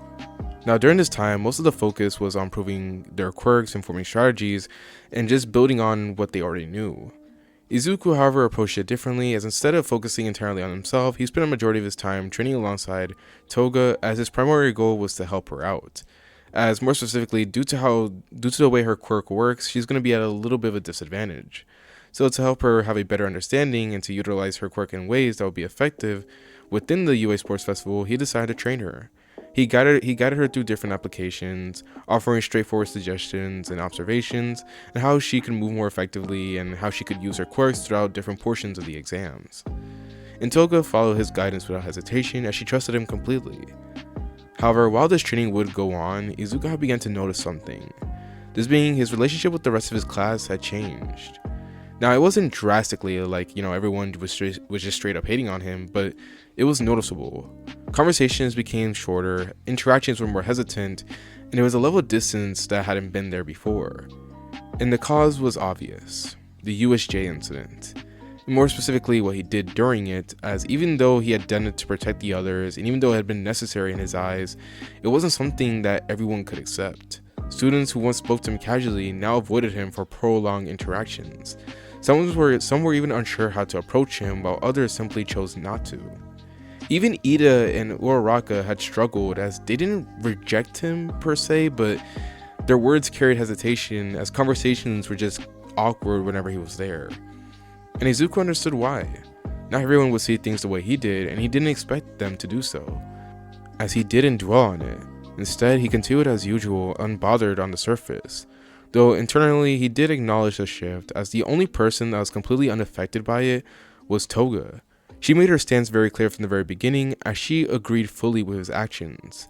To her, there was no confusion, no hesitation, as she was just simply glad he was safe, as that alone was enough for her, and Izuku found that reassuring, even endearing, as even though he didn't express it outwardly, he did actually genuinely appreciate Toga's words. As eventually, 2 weeks would then pass as the day of the UA Sports Festival would then arrive. As from here, we will now turn to the very first event, this being the obstacle race, as we will see all the participants as they were required to run a 4-kilometer course around the stadium while overcoming 3 obstacle zones that were placed throughout the track. And the moment the race had began, students began rushing forward, competing and pushing past one another, trying to gain an early advantage. However, while the race had unfolded as expected for everyone else, for Izuku, it had ended almost instantly, as at the very start, without drawing any attention, he had casually opened a portal directly to the finish line. Then, he walked through it, as he had already won from the very beginning with no one noticing, not the students, and not even the staff at first. It wasn't until later on, when the results didn't make sense, that the teachers reviewed the footage. And only then did they confirm what had happened, as by the end of the event, Izuku Midoriya stood in first place, earning 10 million points, just like in the main timeline. As from here, we will now move on to the cavalry battle. As shifting to a few moments after the cavalry battle was announced, we will see the arena as it shifted into preparation. Students began moving quickly, forming teams, calling out each other's names, and making last-minute decisions. While at the center of it, Izuku stood still watching, observing the groups that they formed, as no one had approached him, not a single student. And the reason was obvious. He had 10 million points, and the fact that everyone was going to be targeting him first. No one wants to be caught in that. Izuku noticed, but he didn't react and didn't particularly care, as he simply continued watching. Then suddenly, from almost out of nowhere, arms wrapped around him from behind, as Toga's voice then rang out from behind him, as she basically ended up demanding for the two of them to team up, with Izuku agreeing without glancing back, as he already knew it was going to be her. And even though this would cause Toga to smile brightly, this is when another voice would then cut in. As Mei Hatsume would then approach energetically, as she basically was telling Izuku that she was going to team up with him, as she wants to show off her inventions, or how she likes to call them, her babies. And Izuku, seeing this, just agreed, as he didn't really particularly care. As once Hatsume had joined in, this is when one more person would actually join in on the group. Someone who was unexpected in Izuku's eyes at least. This being, obviously, Ochako Uraraka. And Izuku would pause as he mentally just couldn't believe it. She actually wants to team up? As Uraraka just scratched the back of her head before explaining that she just thought it would be better to team up with friends than to be by herself. And this ends up causing Toga to cheer as she immediately ran over and hugged her, as the two of them had obviously become close friends, with Ochako immediately just smiling and laughing as well, before sending Izuku a smile as well and sending him a wave. And Izuku, watching the interaction, he would respond in tune, but even though his expression didn't change, internally he did felt something settle, as he felt happy knowing that, she was a genuine friend and that she still saw him as a friend despite what he had done. As from here, we will now turn to the events of the cavalry battle. As at the signal from midnight, this is where we'll see the match begin, as immediately chaos had erupted. Teams rushed forward, eyes locked onto one target, this being Izuku's team. Multiple groups charged at once, from different directions, their intentions clear as Izuku's teammates tense, preparing for the impact. However, watching as the distance closed rapidly, this is where Izuku, who was positioned as the rider, would then raise his hand slightly. As without urgency, before any of the approaching teams could react or stop themselves, portals would then open directly in front of them. One after another, the teams froze as it was already too late. They ran straight into the portals, and then immediately after, they were out of the designated zone, as they had been eliminated, all at once. Silence would fall over the entire stadium. They froze as students, teachers, the audience, no one spoke. Many couldn't process what just happened. A majority of the competing teams gone instantly, as murmurs began spreading through the crowd, as confusion, shock, and frustration was just going around. That's unfair. What kind of quirk is that? Is that even allowed? As many people were questioning if this should even continue on. As President Mike's voice would then ring out across the stadium, trying to keep up with what had just occurred, explaining that Izuku had just wiped out a huge chunk of the competition in one move. As back on the field, we will see the remaining teams as they stared at Izuku's group, as no one moved, no one rushed forward, as they hesitated as they were uncertain, as after witnessing that, no one wanted to be next. As from that point forward, we will see the rest of the battles as they continued, but this time more cautiously. As from this point, no one approached Izuku's team directly, as they were left alone, untouched, until eventually the time had passed and the timer had ran out, as Izuku's team had remained still in possession of all their points. As with that, the cavalry battle had concluded, as the event now moved forward to the final stage of the UA Sports Festival, this being the Battle Tournament. Now, turning to a short time later, the tournament had continued into its first round matches, as most of the events would play out pretty similar to the main timeline. The results unfolded would be Izuku advancing past Shinso without major difficulty. I'm not even going to try keeping that match theoretical or anything like that, considering the fact that this Izuku was not going to waste time with Shinso, I'm sorry. But then the second round was announced, and his next opponent was Todoroki. The announcement alone shifted the atmosphere of the entire stadium, as both of them were pretty high candidates throughout the entirety of the UA Sports Festival for who was going to win it all. And while both students prepared in silence, when the time came and they made their way to the arena, on the way there, Izuku would encounter Endeavor. And Endeavor spoke briefly, saying that he expects Izuku to give his son a proper challenge, while Izuku gave no response, not at all seeing any point in giving the number 2 hero his attention. As from here, this is where we will see the match as it would then begin, as we would then enter. The arena was silent as Midnight had raised her hand, letting them know to begin. And the moment the signal was given, Todoroki moved first. A wave of ice surged forward, spreading rapidly across the ground, as Izuku didn't retreat, as instead from his back, a bone lance extended outward, as he swung it once, as the ice shards shattered instantly. The crowd reacted immediately, as, to be noted, this was Izuku's first time using his quirk, like his bone ability, on such a scale during the sports festival. Like, this was the first time he actually used it in the festival. He's only been relying on his spatial abilities, and that's it. Confusion spread through the audience as no one could clearly identify what his quirk was anymore, as even people in UA don't even know what it is. Todoroki responded quickly as more ice erupted, layer after layer, as the battlefield began to fill with mist as cold air collided with the heat and motion. Visibility dropped sharply as Todoroki used the cover to move silently through the fog. He positioned himself behind Izuku as he prepares to strike him, summoning out a bunch of ice spikes, launching them forward at close range. And Izuku, he did not turn. Instead, he simply raised his hand slightly as the ice shards shattered before reaching him. And in that same instance, we would then see him move extremely fast as his hand would then close around Todoroki's throat as he was lifted off the ground. Todoroki's eyes widened as he attempted to activate his ice again, but before he could, a bone strike would then land on his stomach. Now, he wasn't pierced, but basically he was slapped extremely hard, as just the impact was hard enough to send him flying. Todoroki crashed into the ground, skidding across the arena floor as he coughed up violently, holding his midsection as pain lingered as he forced himself up, slowly and struggling. Izuku watched him, his expression unchanged, as then he would then speak. If this is all you have to offer, you might as well forfeit. Now silence would follow after this as Todoroki would then glare at Izuku. I'm not done yet. He stood, barely, as his breathing was uneven, and Izuku observed him for a moment before then speaking again. If you're only using half your power, then I see no point in this match continuing. In fact, I don't see a point in you becoming a hero at all.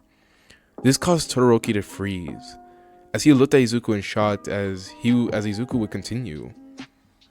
You know, I despise people like you. People who care for their own satisfaction and nothing more.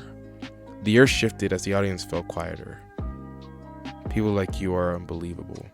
You actively choose to limit yourself, which could potentially put your life and others' lives at risk. Just to prove a point? He slightly tilted his head before he would then finish. In some cases, that makes you worse than villains. The silence was now heavy as Todoroki lowered his head slightly. Shadows covered his face as Izuku raised his bone lance, preparing to strike. If you plan to hold on to that idea, then you might as well quit here and now. As he would then swing one more time, attempting to slap Todoroki out of the designated zone, but right before he could, flames would then erupt, as they'll be sudden and violent as Izuku would stop his attack mid-motion. As Izuku would pause as Todoroki stood there, flames and ice both active as his expression had changed, one to determination and focus. No, I'm not waiting to quit. Not yet, and not ever. I will reach my goals, and I'll give everything I have to do it. The arena trembled slightly from the combination of both ice and fire being released as the crowd erupted in shock and in cheers, while Izuku observed him quietly. Then, he would then summon multiple small portals around him as bone drills had emerged aimed directly at Todoroki. The two stare at each other for a brief moment as Izuku decided to meet Todoroki's determination with his own, as the stillness would be there for a moment, before then, they both attacked at once. Todoroki unleashed everything he had to offer, while Izuku just released the bone drills. As the combination of these attacks was massive enough to cause a huge shockwave and explosion across the arena. The entire stadium shook as spectators struggled to maintain balance. But after this would go on for a few moments, this is where we would then see the dust as it began to settle. And silence returned as, when we look at the match, we will see Todoroki as he lay unconscious outside the arena boundary, while Izuku remained inside, uninjured and unmoving. As Midnight seeing this would then raise her arm as she would point it directly at Izuku. Winner of the match, Izuku Midoriya. Hearing this, the stadium had erupted. Cheers filled the air as shock mixed with admiration as the match had ended spectacularly. As now with this match concluded, this is where we're now going to move on to the final round of the UA Sports Festival, as we will now turn to it. So now flashing forward, following the match between Izuku and Todoroki, We will see the next and final match of the UA Sports Festival then be announced, this being between Izuku going up against Bakugo, as we will now turn to the very match itself. So entering into the scene, we will see Izuku and Bakugo as they stood across from each other in the arena that was now rebuilt. The stadium had gone quiet the moment they stepped in as the crowd watched closely, anticipating how the match would unfold. Bakugo stood still, his expression oddly serious and focused, as this was different from how he had acted throughout the rest of the festival. There was no shouting, no arrogance, just concentration. Izuku faced him with his usual stoic demeanor as neither of them spoke. But after a brief moment, they would then move at the same time. Their bodies collided as they closed the distance and immediately engaged in hand-to-hand combat. Their movements were quick and direct, as Bakugo threw a series of strikes while Izuku blocked and countered without hesitation, as each exchange was precise and neither of them was wasting movement. As from the observation area, some students began to notice something. Bakugo wasn't using his quirk, which that alone was confusing, as after all, Bakugo loved to use his quirk. But as the fight continued for a moment longer, this is when Bakugo would then suddenly jump back, creating distance between them. As once he does, he would take a few short breaths before then speaking. You're still strong as ever, you bastard. He would say this, but it would lack his usual aggression. Instead, he would say this almost like he would say this reluctantly yet with acceptance. As Bakugo would let out a short dry chuckle before dropping down to one knee as he slammed both his palms onto the ground. This time, I'll make sure that you take me seriously. As the moment he said this, suddenly his expression would then turn furious as he would then release a large explosion that erupts from his palms. As with a loud boom that echoed throughout the stadium, the ground beneath them would then shatter, sending debris into the air as a shockwave spread outwardly and dust quickly filled the arena, obscuring Izuku's vision as he remained within the smoke, standing still. Now his eyes never left the direction that Bakugo had been, but then this is where we would then see him as he tilted his head to the side slightly, as a sudden attack came from behind as Bakugo had used the smoke as a cover, rushing in to strike, but Izuku had avoided the hit with a small movement as the attack just barely inches away from his face. Then, without turning, he had grabbed Bakugo's arm and in one motion, he had threw him upward. As Bakugo would be sent flying into the air, spinning as he does so, before eventually he would then use explosions to stabilize himself. Hovering briefly as then immediately he began firing a barrage of explosions downward as his attacks would rain down towards Izuku. And from the outside, it would appear as if Izuku had been completely engulfed by the blast as the crowd watched on in silence. Now Bakugo stayed in the air, breathing heavily as his muscles were straining from the repeated output, as he wasn't releasing just small little explosions like he usually does. No, he was releasing the large ones, the ones that he needed the grenade gauntlets to do. But still, besides that, he didn't relax. He kept watching until eventually a voice then came from behind him. At least you're thinking clearly this time. Bakugo's eyes widened as he turned to see Izuku was already there, flying with bone wings extended from his back, as before Bakugo could react, Izuku's fist had connected with his face, as the impact was strong enough to send Bakugo flying directly into the ground as he crashed into the arena floor, creating a crater upon impact. Now silence filled the stadium again as a few seconds would pass until eventually movement would then be seen. Bakugo has slowly pushed himself up, as he was injured and he was visibly exhausted, but he still stood. As without hesitation, this is when he decided one last attempt. He would begin to use his explosions to launch himself back into the air, and as he does, he began to spin a lot as he began to build momentum, until eventually he charged forward like a literal spinning hurricane of explosions, as this is when he would then announce the name of his attack, Howitzer Impact, as Bakugo charged forward while Izuku remained in place, watching him. Then, from his palm, a bone sword had began to form, as extended outwardly, layered with faint black and blue energy that was stable yet controlled. As while Bakugo closed the distance, Izuku would then swing his bone sword as the two of them would then collide. The loud impact echoed across the stadium, followed by shockwaves that spread outwardly as it would shake the entire arena. But for a moment, we will see things then quiet down as smoke began to clear after the impact was over. and when it does, we will see Izuku as he was still in the air, unharmed, as below him, Bakugo laid on the ground. There was no visible damage except light smoke rising from his body and small traces of blood that came out from the corners of his mouth, but other than that, he was still alive, just unconscious. And if you observed closely, you could actually see that there was a faint grin still on his face. As Midnight seeing this, would then step forward as she would announce Izuku Midoriya as the winner. As once again, the stadium had erupted in cheers as Izuku remained in the air, looking down briefly before turning his gaze forward. As despite everything that happened, his expression did not change. As from here, this is where we're now going to do a time skip.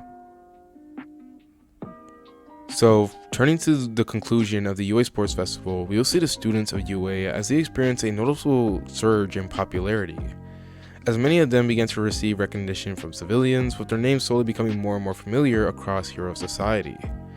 And among them, Izuku's name had drew a particularly high level of attention, as his performance during the festival had already placed him in the spotlight, and as a result, he was frequently approached by people seeking autographs or asking questions, which Izuku found his attention unnecessary and mildly irritating, though he did not show it outwardly. As after this period of time of them just being popular, this is where we'll see events as they begin to proceed in a similar manner to the main timeline again. As shortly after, the students would then be informed about their upcoming hero internships and that they had to select someone to actually do the internship with. And along with this, they would also have the requirement of making their hero names.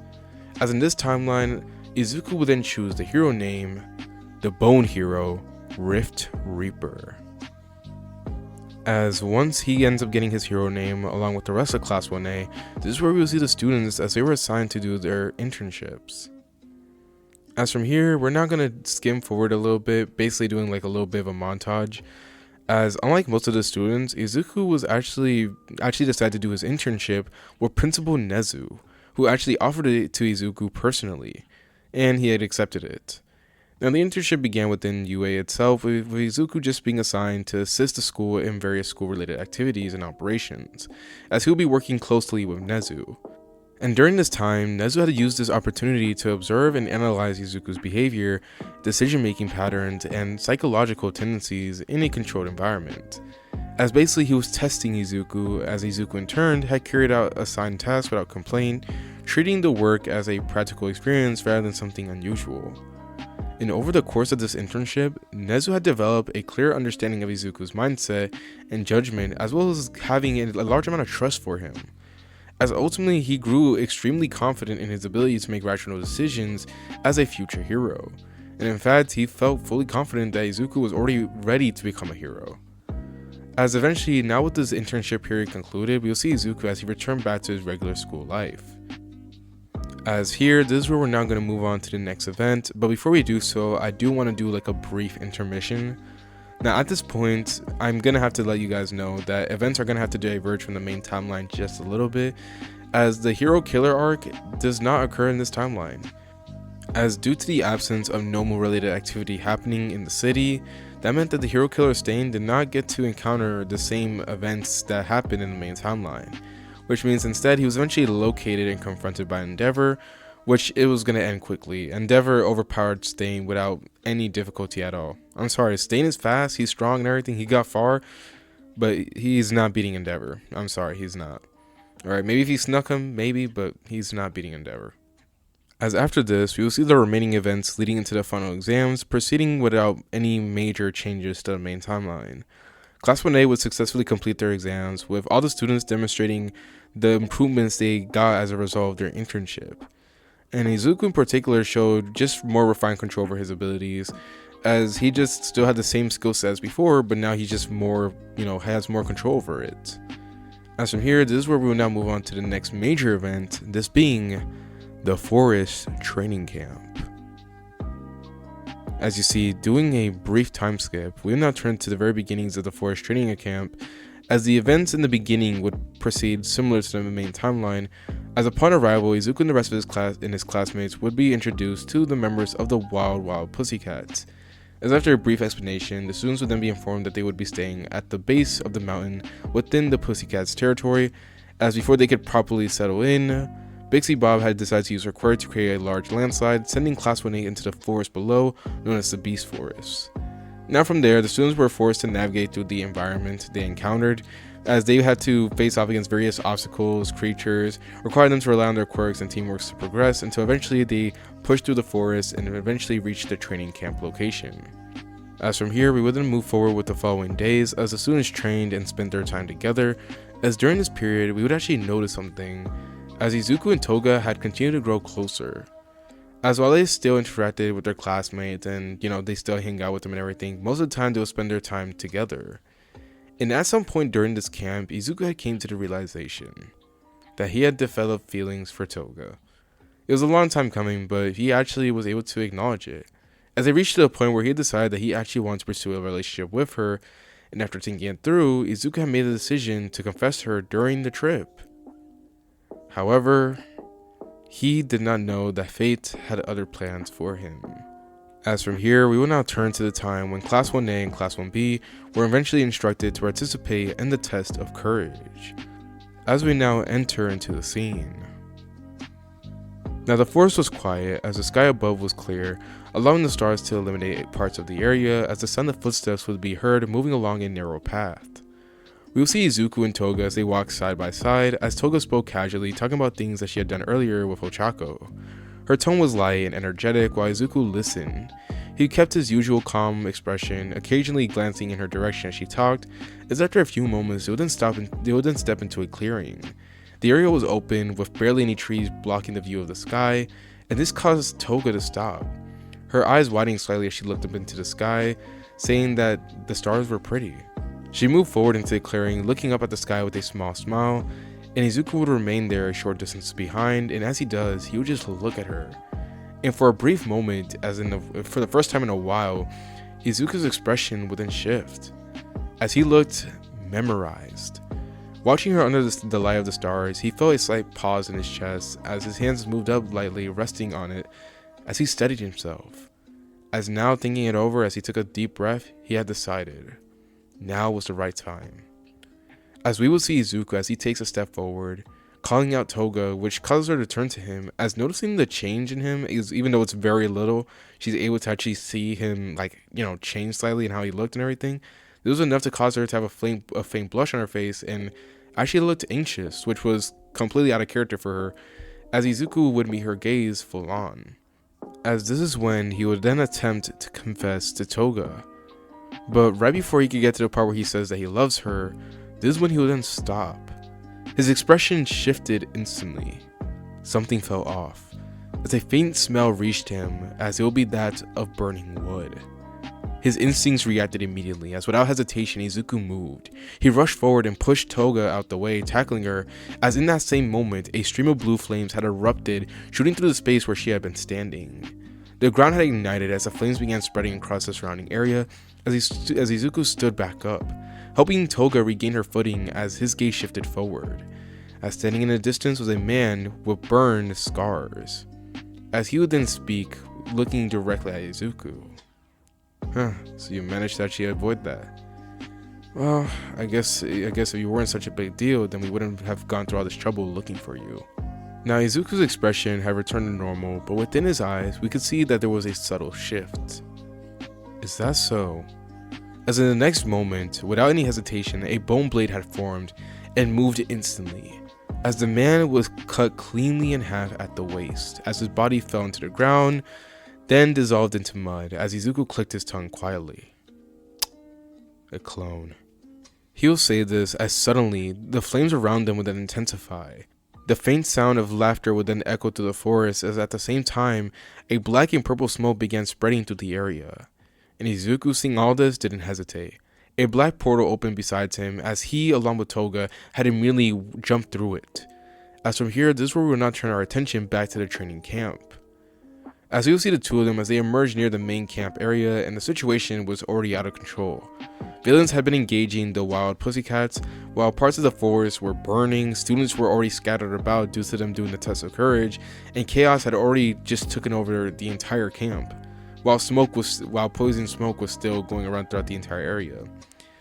Now Izuku would observe the scene briefly, before then he would then act. as multiple bone bullets formed around him and fired outwardly as he struck several of the villains mid-action, catching them off guard. As a sudden interruption clearly created an opening, as the Pussycats took advantage and quickly subdued their targets. As after the threats were handled, this is when the leader of the Pussycats was then turned towards Izuku, thanking him for the help before she then prepared to relay a message to the rest of the students that would allow them to use their quirks. But then, before she could do so, she would then stop, as her expression didn't change. Wait a minute. She would then turn towards the others. Where's Koda? The question caused the nearby heroes to pause, as concern spread across their faces, while Izuku, while his face was still blank and stoic, you could see that it hardened slightly within his eyes. As from here, we would then change our attention to a few moments later elsewhere. Now, the forest had grown quieter in this area, although the distant sound of chaos could still be heard, as we see Koda as he stumbled backward. His breathing was uneven, as in front of him stood a large, muscular man, his body partially covered by a robe and a mask. As the man stepped forward slowly, telling him to stop crawling, as he will make sure to end it quickly. Koda's eyes widened as the man raised his arm, as muscle fibers began to expand and coil around it, reinforcing it as it grew larger. As just like that, he then prepared to swing, as Koda froze. His body trembled as he shut his eyes tightly. But just as his attack was about to land, this is when suddenly a loud impact would then be heard, as this is where the man would then be sent flying. As a powerful force had sent him flying, crashing into the mountain wall, as the impact was enough to crater him. The ground shook slightly as Koda flinched before opening his eyes, and when he does, he would then see someone standing in front of him. This being Izuku, who had turned to him and asked him if he was alright. And while Koda didn't speak, he did nod his head as he was bewildered by everything, and Izuku gave a small nod in return before turning his attention forward. As the man pushed himself out the crater, he would then roll his shoulders slightly, wincing a bit as he would feel pain. That actually hurt. First time that's happened in a while. His gaze locked onto Izuku as recognition flashed between his eyes, as a grin spread across his face. Well, would you look at that? Today's my lucky day. He let out a slow chuckle before then gearing himself up. You know, I'm so glad I found you. There's a kill on sight order for you, brat, and a pretty good bounty if I'm able to bring you in. He removed his mask and let his robe fall as his appearance was revealed, as it would be muscular. Koda's eyes widened in recognition as he remembered the man who had ended his parents' life, while Muscular glanced at him briefly before laughing. As he would have an evil grin on his face, as Koda would actually say and tell him that he was the reason why his parents are no longer here, and Muscular then says coldly, "Don't worry, kid. I'll send you to join them real soon." Koda's body's tensed as Muscular leaned forward, then rushed at them. He reinforced his arm, pulling back, ready to strike, but this is when we'll see in the very next instance he didn't get the chance, as his fate was already sealed. Bone spears had erupted from the ground, and they would pierce directly through his body from multiple angles. Everything stopped as Muscular's eyes widened. His body went still, suspended by the spears, as for a brief moment he looked forward. And there Izuku stood, unmoving, his expression unchanged, as that was the last thing Muscular would be able to see, as the light slowly faded from his eyes. As from here we will see silence as it fell over the area, as Koda, who did have his eyes shut, was unaware about what had happened. As Izuku then turned to him, telling him it was alright, as Koda slowly opened his eyes, only to have his view blocked by Izuku, who stepped in front of him. You don't need to see that anymore. You don't need to see him anymore. Koda hesitated before just giving a small nod, deciding to listen to Izuku, as afterwards we will see him raise his hand as he opens a black portal, telling them that it's time to go. As just like that, we will see Koda and Izuku as they walk through it, before then disappearing, leaving Muscular behind. As from here, this is where we will now do a time skip as well as a change of scenes. So following Izuku saving Koda, we will see him as he ends up arriving back at the main camp, as by this point now it was already secured thanks to the help of the Pussycat squad, as Izuku would end up leaving Koda with them. Now right before he could leave though, this is when the leader of the Pussycats then informs Izuku that Toga actually went out by herself to actually attempt to help her fellow classmates. And Izuku, hearing this, immediately nodded as he decides to go out there to make sure that she was safe along with the rest of his classmates too. As seeing this, we will see him as he begins rushing through the forest, avoiding any trees or anything that blocks his path, as he will be just going through it, looking for everyone. But you see, while he does this is when suddenly he would then enter into a clearing area, as when he does, this is when all of Izuku's instincts would then scream at him, as he would then jump back to avoid not only a stream of flames, but also a wild claw strike that was aimed at his head. And by the way, these stream of flames weren't blue, they were just the regular, orange reddish flames. As after Izuku would avoid this, he would then wonder what was going on, as suddenly from the trees we would then see multiple large shadowy figures didn't walk out of it. As Izuku getting a closer look, he would then realize that these were Nomu. Now they didn't look exactly like the one that Izuku fought during the USJ, but this was most definitely a Nomu, and it wasn't just one, it was multiple of them. As they surrounded him, each one having their own unique quirk, as the one that shot fires at him would then once again charge up before blasting at Izuku once again. And Izuku, seeing this, would then sigh as he then mutters that he has no time for this.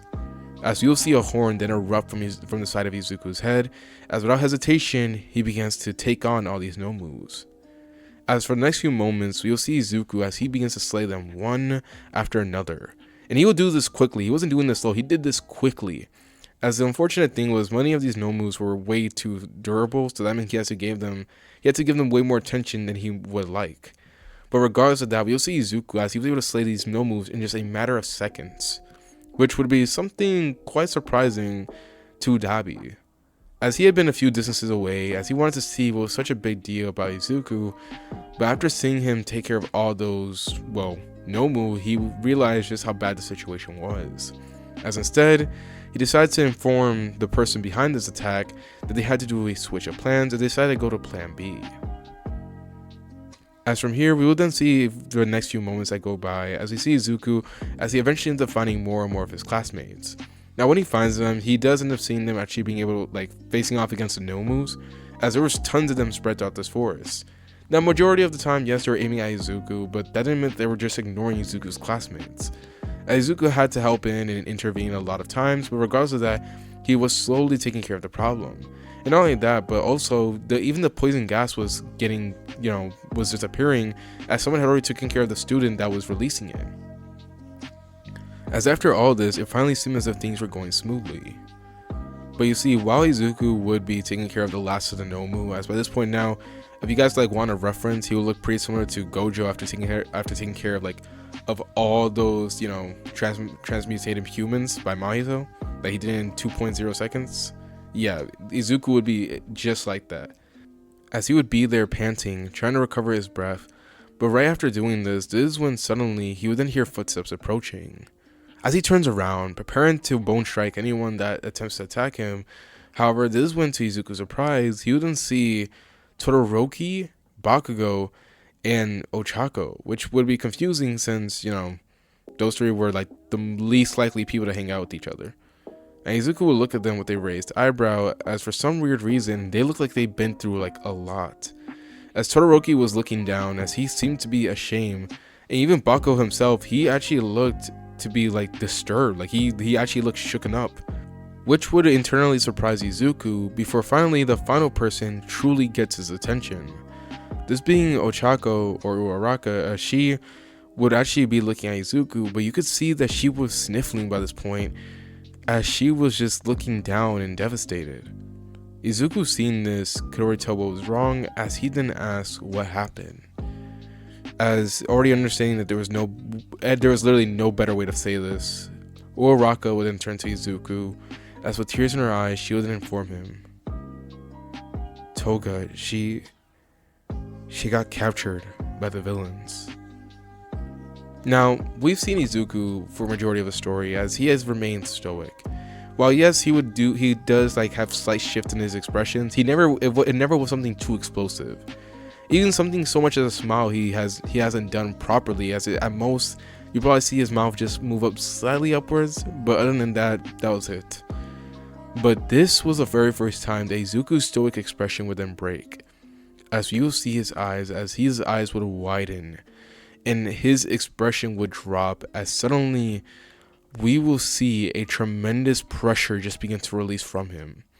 Now, he wasn't doing this intentionally to spook Uraraka, Todoroki, or even Bakugo, but this was because of the fact that Izuku was feeling something that he hadn't felt in a while, as he could only remember one instance that felt similar to this, but even then it was never to this magnitude, as Izuku would feel red hot anger, as his expression would then break out to one of furiousness, as he would be angry to the point where he wanted to yell. As from here, this will be the last scene we will see before we will now do a time skip. So now, following the end of the training camp incident, we will see all the heroes as they'll be informed and given reports about what had occurred. The Pussycats would try doing their best to explain the situation, as in this reality, it was only one person that got taken away, and that was Toga. As even their original objective of getting the, one of the members of the Pussycats, even that failed due to Izuku's intervention.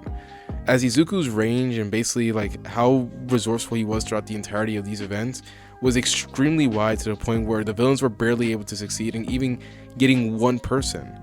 But still, that one person was the one that they most definitely shouldn't have taken.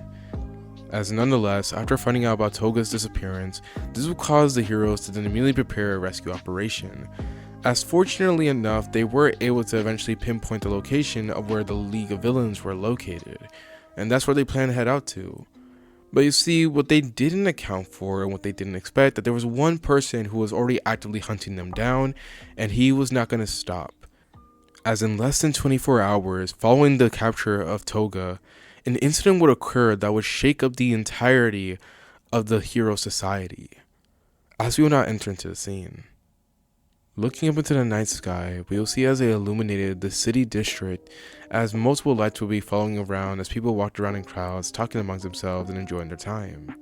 But while this would be happening, we would then turn to see the shadier district, as here it will be neglected with worn down streets and barely any residents there, as it will be in this location that we would actually see the base of the League of Villains. Now, it wasn't part of any random building out there, but still it was in a very well hidden building that would be extremely hard for most people to find them. As turning to inside the building, we will see Shigaraki, as he would be there sitting on a chair while looking at currently Toga, who would just be there looking at all of them, and she would actually have something that would be quite surprising for someone like her, this being a very pissed off expression. As currently she couldn't even begin to describe just how much she despised and hated every single individual in that room. And it made perfect sense when you see it from her perspective, as literally she was moments away from experiencing one of the most happiest moments of her life, as she was about to get confessed to by the person that she liked, and they were actually about to start something very nice together, only for all that to be interrupted by these guys out of nowhere. And to make it even worse, she was literally taken away from him before she even got the chance. So needless to say, Toga very much hated all of them. And as much as she wanted to do nothing more but to break out of there and just beat the living crap out of them, she was not angry enough to not be smart, as she understood that even with her abilities, it would not end well. And Shigaraki would see this look before telling her that she shouldn't even be thinking like this, as after all, this was a good opportunity for her, as Shigaraki would try to trick her by kind of focusing on all the bad stuff that she experienced before meeting Izuku. As the thing is, Shigaraki understands that someone with Toga's quirk, and more precisely knowing how it works and everything, he understands that someone like her wouldn't fit in society. And that's the thing he's trying to make a point of, trying to say that with her quirk she would never fit in. And no matter how many times she tries to strive for the path of being a hero, at the end of the day, people will be bored of that. They'll see her for what she truly was. As like always, people will reject her, fear her, and be disgusted by her before eventually just throwing her out. As maybe if this was Toga from multiple years ago, then yeah, maybe these words would have an effect. But the thing is, this Toga has not only has she met someone who genuinely cares for her, but she has met multiple people who cares for her, who don't care about her odd quirk or even the desires which she doesn't even have too many times anymore, because Izuku was there to help her out. So obviously she does the one thing she does best, and she tells Shigaraki to screw himself over, which needless to say angered him. But before he could do anything else, this is when suddenly from the TV a voice would then speak, It'll be all for one as he begins speaking to Shigaraki, letting him know that he shouldn't be too hasty and that he should calm down. As he ends up explaining to him that it's important that as a leader he needs to think things through clearly, and he needs to actually guide her properly so that way she could actually see that she's on the wrong side. And Shigaraki, hearing this, would take in his so-called father's words as he begins to think about it. But right before he could completely, this is when suddenly a voice would then ring out as it will be Spinner, who will be immediately screaming saying that someone was here. And Shigaraki, hearing this, would be confused until suddenly the entirety of the building they were in then began to shake up. As Shigaraki wonders what is going on, as he immediately rushes to like the window of the area they were in, trying to find out what's going on. And when he does, he would be horrified. As turning outside, we will see Izuku. As his bone wings will be stretched out into the winds, he'll be in his hero costume, and currently right now he'll be looking like legit his title, the Rift Reaper. As he would be looking down at the building that Shigaraki and the League of Villains had been, as behind him we could actually see like a random grunt villain that was there in the training camp, as he'll be held up into the air by Izuku using one of his bone lance. As he'll be there up in the air, as he tells Izuku over and over again, basically begging with tears in his eyes that yes, that was the base and that's where they were all staying, and also begging Izuku to let him go, as right now he was fearing for his life after encountering the demon. And Izuku, after hearing this, says nothing more, as he would give the man exactly what he wished for. As he would let him go, not on the ground safely, no, like he would actually drop him from the top floor, as the man would go splat on the ground. And Izuku didn't even bat an eye. He didn't care. As without hesitation, he would then casually, using his bone manipulation, he would then casually end up creating like these large bone lances, as he basically ends up ripping the building off the foundation.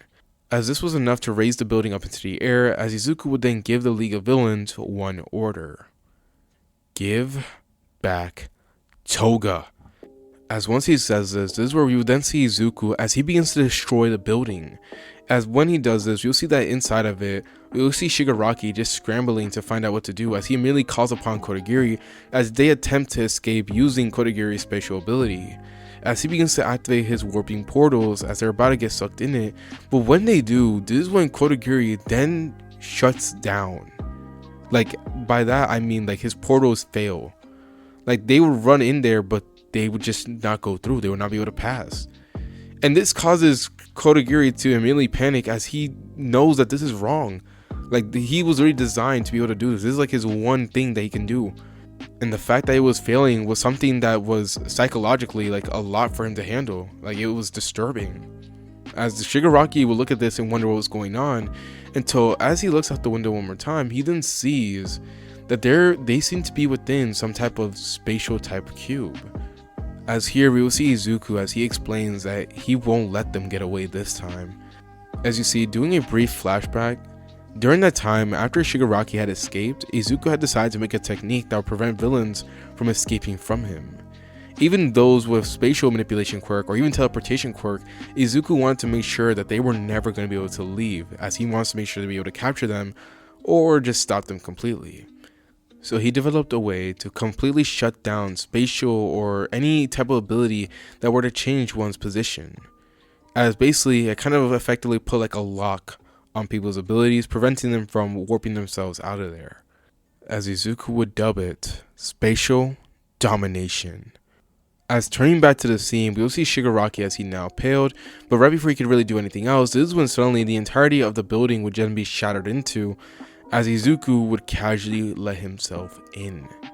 And the aura that he was releasing as he broke in was enough to stop Shigaraki and the rest of the villains from breathing, as they genuinely questioned if it was okay to even breathe in his presence. As again, if you guys want reference, it'll be similar to when Sukuna would just randomly walked up, like after he ate like 15 of his fingers and he awakened, legit, like as the girls were questioning if they were able to breathe or not. That's what this scene was like, as Izuku would pull up in there and he would just completely shift the entirety of the situation. Yet the only one that was unaffected by it all would be Toga, who upon seeing Izuku, she would actually let out a smile, as Izuku seeing her would actually show a genuine look of relief. Like, genuinely, he wouldn't have his stoic expression, he would show one of relief as he walks over to her, before giving her a hug and apologizing for taking so long, in which she tries to tell him it was all alright. But right before she could do so, this is when Izuku's senses would then immediately flare up, as without hesitation he would then grab Toga before eventually just fleeing the area immediately. And it was a good thing to do so, as from the outside we would actually see the building get attacked, but not from heroes, but from another villain. One that was very familiar, this being All For One. As you see, All For One, upon realizing that the communication between him and Shigaraki had cut off, and realizing that he couldn't forcibly activate Kodagiri's quirk to teleport them out of there, or even teleport Nomu in there, this is when he then decided to pull up himself, as this is leading to the current scene in front of us. As you'll see All For One in his suit casually floating in the air, as while doing this, you'll see Izuku as, after avoiding the attack and getting out of the building while still holding on to Toga, we'll see him as he lets the building drop as he stares down at All For One. As All For One begins to speak, saying that he's been waiting to meet Izuku for quite a while, and that he has to admit this was not part of what he was expecting from him, as after all, he didn't believe that Izuku was someone who was willing to take such far actions for one single person. With Izuku saying nothing else, as he really doesn't care for All For One or really anything that has to do with them, but the thing is, right now he knows one thing. This guy had attempted to attack both him and Toga, and that was enough for Izuku to immediately hate him. As this is where Izuku then tells Toga that he's gonna have to get her somewhere safe, as even though she wants to stay here and help him out, she understands that he's better equipped to deal with these situations. As after giving him one more heartfelt hug along with each kiss on the cheek, this is where Izuku would then portal her away. But this time he actually felt more comfortable and even happy about it, since he knows he's getting her somewhere safe. As once he portals her away, this is when he turns back to the rest of the villains. Yes, including Shigaraki and his group, as they did survive the collapsing of their building, although barely. As now that all of them were here, this is where Izuku then makes it very clear. He won't let a single one of them escape here alive. As now by this point, Izuku already seen enough. Alright, Shigaraki already, and on his very first time even meeting him, Izuku had realized Shigaraki did not care what was going to happen. He was planning to end All Might's life, which was already a red flag. But then he even attempted to end the students' lives, his classmates' lives, which that's already strike 2. And number 3, he tried to end Toga's life. And even though, yes, he tried recruiting Toga in this one, Izuku doesn't know that. For all he knows, legit, Shigaraki and his group of villains literally took Toga away and was planning to do who knows what to her. So that was already enough for Izuku to give them strike 3. And now, they were out of chances. As without giving it much thought, Izuku would immediately power up to 50%. And it would immediately show. We will see 2 horns now as they are rough on the side of Izuku's head, and when they do, we will see the wings as they grew larger and would gain more defining features on them. As Izuku would then begin to actually bones begin to release from Izuku's body, as genuinely he looked like a completely different person now. He looked truly like a demon. And seeing this, All For One would actually begin chuckling as he begins to applaud Izuku for his quirk, saying that he was truly blessed by the world and that he can't wait to take that blessing for himself. As without any hesitation, this is where All For One and Izuku would then begin their clash as they immediately fly at each other. But if you're expecting this to be some type of cinematic or climatic battle, no, there isn't. As right as All For One had immediately approached Izuku with an attempt to punch him and just attempts to do combat with him, Izuku would very casually raise his hand before catching All For One's punch. As in the very next instant, All For One's eyes then widen as his arm would be completely destroyed. Bones would be erupting from the palm of Izuku's hands that go right through All For One's body, or more precisely his arm, and it will be more than enough to kind of just completely take off his arm in an instant in that very first clash. Now this would catch All For One off guard as he wasn't expecting that, but right before he could really do anything else, Izuku would then slap him away with a bone lance, causing him to crash into the ground while the rest of the League of Villains stare in shock. Now Shigaraki by this point, seeing that the situation was going bad, he would try to actually help out his so-called father, as he slams both of the palms of his hands to the ground, creating just a wave of decay as it ends up destroying the entire area and was attempting to reach Izuku. But Izuku, seeing this, doesn't even bat an eye. He looks at Shigaraki, and before Shigaraki could even react, suddenly he'll be unloaded by multiple bone bullets, as Izuku was not only lighting him up, but lighting up the entirety of the League of Villains, as they'll be bombarded by bone bullets, which riddled them with a bunch of damage. As it wasn't until Kodagiri finally decides to use his body as a shield, which majority of it is like basically like his quirk, so he's able to partially defend against the attack, even though he's not able to portal them away.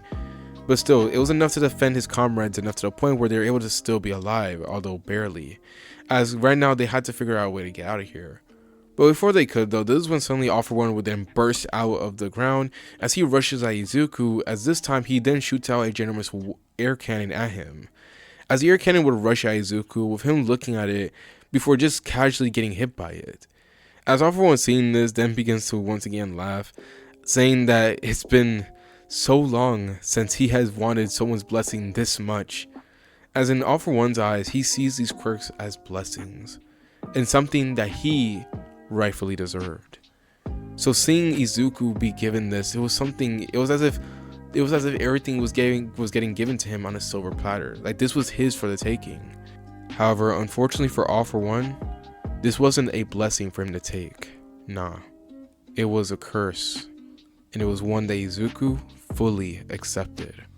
As right after hitting Izuku with the air cannon, this is when suddenly, to All For One's surprise, he would then suddenly be grabbed by the throat out of nowhere and suddenly flown up into the air by Izuku, who wasn't giving him the chance, as right after doing so, he would toss All For One in the air before suddenly just bringing out multiple sharp bone lances and spears from his body as he shoots them all at All For One. Now All For One, seeing this, tries to block it with his assortment of quirks and just tries to tank all the hits, but the thing is, he was literally getting hit with all of Izuku's arsenal, and needless to say, he wasn't going to be able to tank that.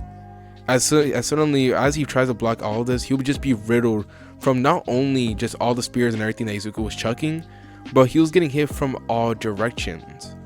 As All For One would look closer, he would see that multiple portals had opened around the entire area surrounding him. In each one of them, we will see multiple different bone attacks coming from them, as from all angles, All For One was attacked. As while Shigaraki would be there on the ground watching on, this is where, to his sadness and horror, All For One would just be riddled and bombarded by all these attacks and being unable to stop them. As by the end of it, needless to say, All For One was turned into a pincushion, as he would just be there just casually in the air now, not even casually, he was just there in the air, as by this point like his consciousness was fading. This is when he would then be grabbed by Izuku one last time, as Izuku would stare down directly at All For One, while All For One would stare at Izuku, now stunned as he's unable to do anything by this point, as the last thing he would hear would be Izuku telling him to die, as the last thing he would see would be Izuku's cold eyes, before suddenly a bone drill had formed in Izuku's arm, as he would pierce directly through All For One's head, now effectively finishing him off. As this scene would be seen by the League of Villains, who were now stunned, as Shigaraki was now terrified, and before he could really do anything else, this is when in a blink of an eye, Izuku was now in front of all of them. As this caused them to immediately tense, as Kodagiri tries to do something, but unfortunately Izuku had finally had enough of his presence. As without even batting an eye, he would destroy Kodagiri in an instant, riddling him with a bunch of bone spikes that erupt from the ground, finishing him off, as now all that was left was Shigaraki and his group. As while looking at them, Izuku just tells them one last thing, as he tells them that for the sins that they committed, whether it be in this life or the next, he will make sure to pay them back in full. As this causes Shigaraki to actually feel genuine fear as he stares at Izuku, as Izuku would stare down at him with this menacing look. As at that brief instant, Shigaraki could swear he actually saw a genuine demon in front of him, but before he could do anything else, this is when suddenly bones would then erupt. And not just one bone, but multiple of them just erupt in swarms, as Shigaraki and his group could do nothing more but look on helplessly, as they would be pierced through and finished off in an instant. as this would all happen within the span of a few hours, as Izuku would stare down at what he did, but wouldn't show any remorse or care. As once this was taken care of, this is where we then see the heroes as they arrive, as seeing the scene in front of them, as mind you, this entire designated area was now completely destroyed. This caused them to pause, as they can't help but just stare at the scene before them in shock. As following this moment, this is where we're now going to do a time skip. So now, following the events between Izuku and the League of Villains, we will then see things pass accordingly. As after questioning Izuku and finding out about what happened, and more precisely about what exactly was going on between the League of Villains and All For One, this would end up leading to multiple complications, as after all, Izuku had effectively taken care of an entire group of villains and everything, and also, one of the worst people in history. So the fact that he was able to take care of All For One in this universe and everything, and did so way earlier, it was enough to cause a huge shift for the villains. As once news had spread that All For One was defeated, villains had nonetheless begun to go into hiding. Crime began to go down drastically, as it was pretty rare for anyone to even commit crime. As now, with their greatest evil gone in the modern era, there was really nothing else the villains could do as a motivation. As now with this explained, this is where we're now going to turn to the next few final moments of this What If. Turning back to Izuku, we will see him once again, as by this point now, it had been a long time following everything that happened between him and the League of Villains, and him even rescuing Toga. News had quickly spread over his class basically about what had happened, and while many were shocked about how Izuku had went about it, at the end of the day they were at least happy that Toga had returned back safely. And Izuku himself, even though many people had varied reactions about how he handled it, he personally didn't care, as at the end of the day, he did what he felt as if he needed to do. As after all, at that very moment after Toga had gone missing, Izuku had experienced a rage like no other. And more precisely, he couldn't handle the thought of losing someone he cared so much about. Which, needless to say, it isn't that surprising about what ends up happening next.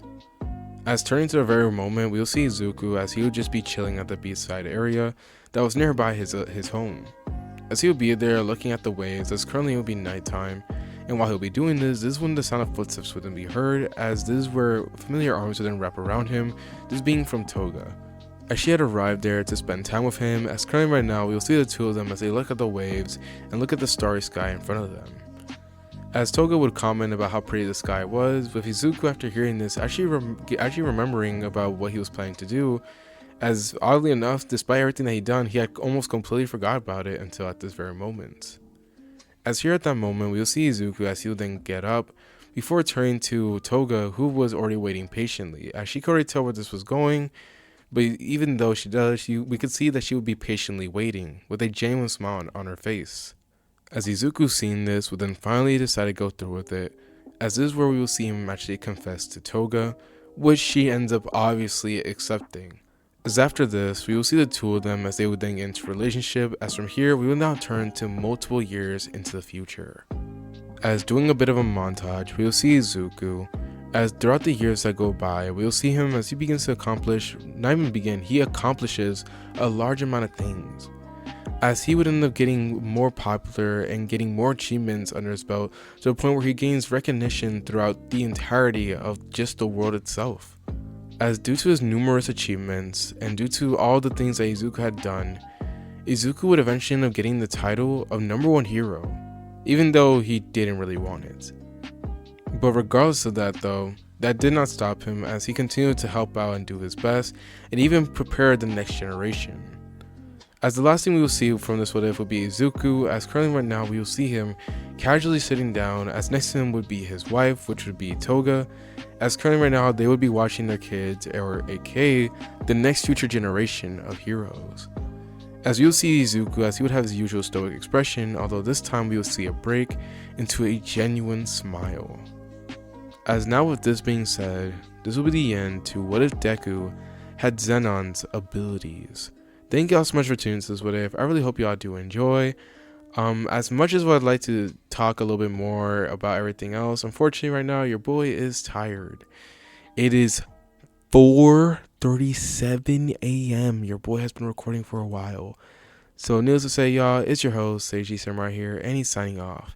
Hope you all stay tuned for the next what if, as now with that being said, peace and have a lovely day. Colors, switch the color, switch the color, switch the color, switch the color, switch the color, switch it, switch the color, colors, switch the color, switch the color, switch the color.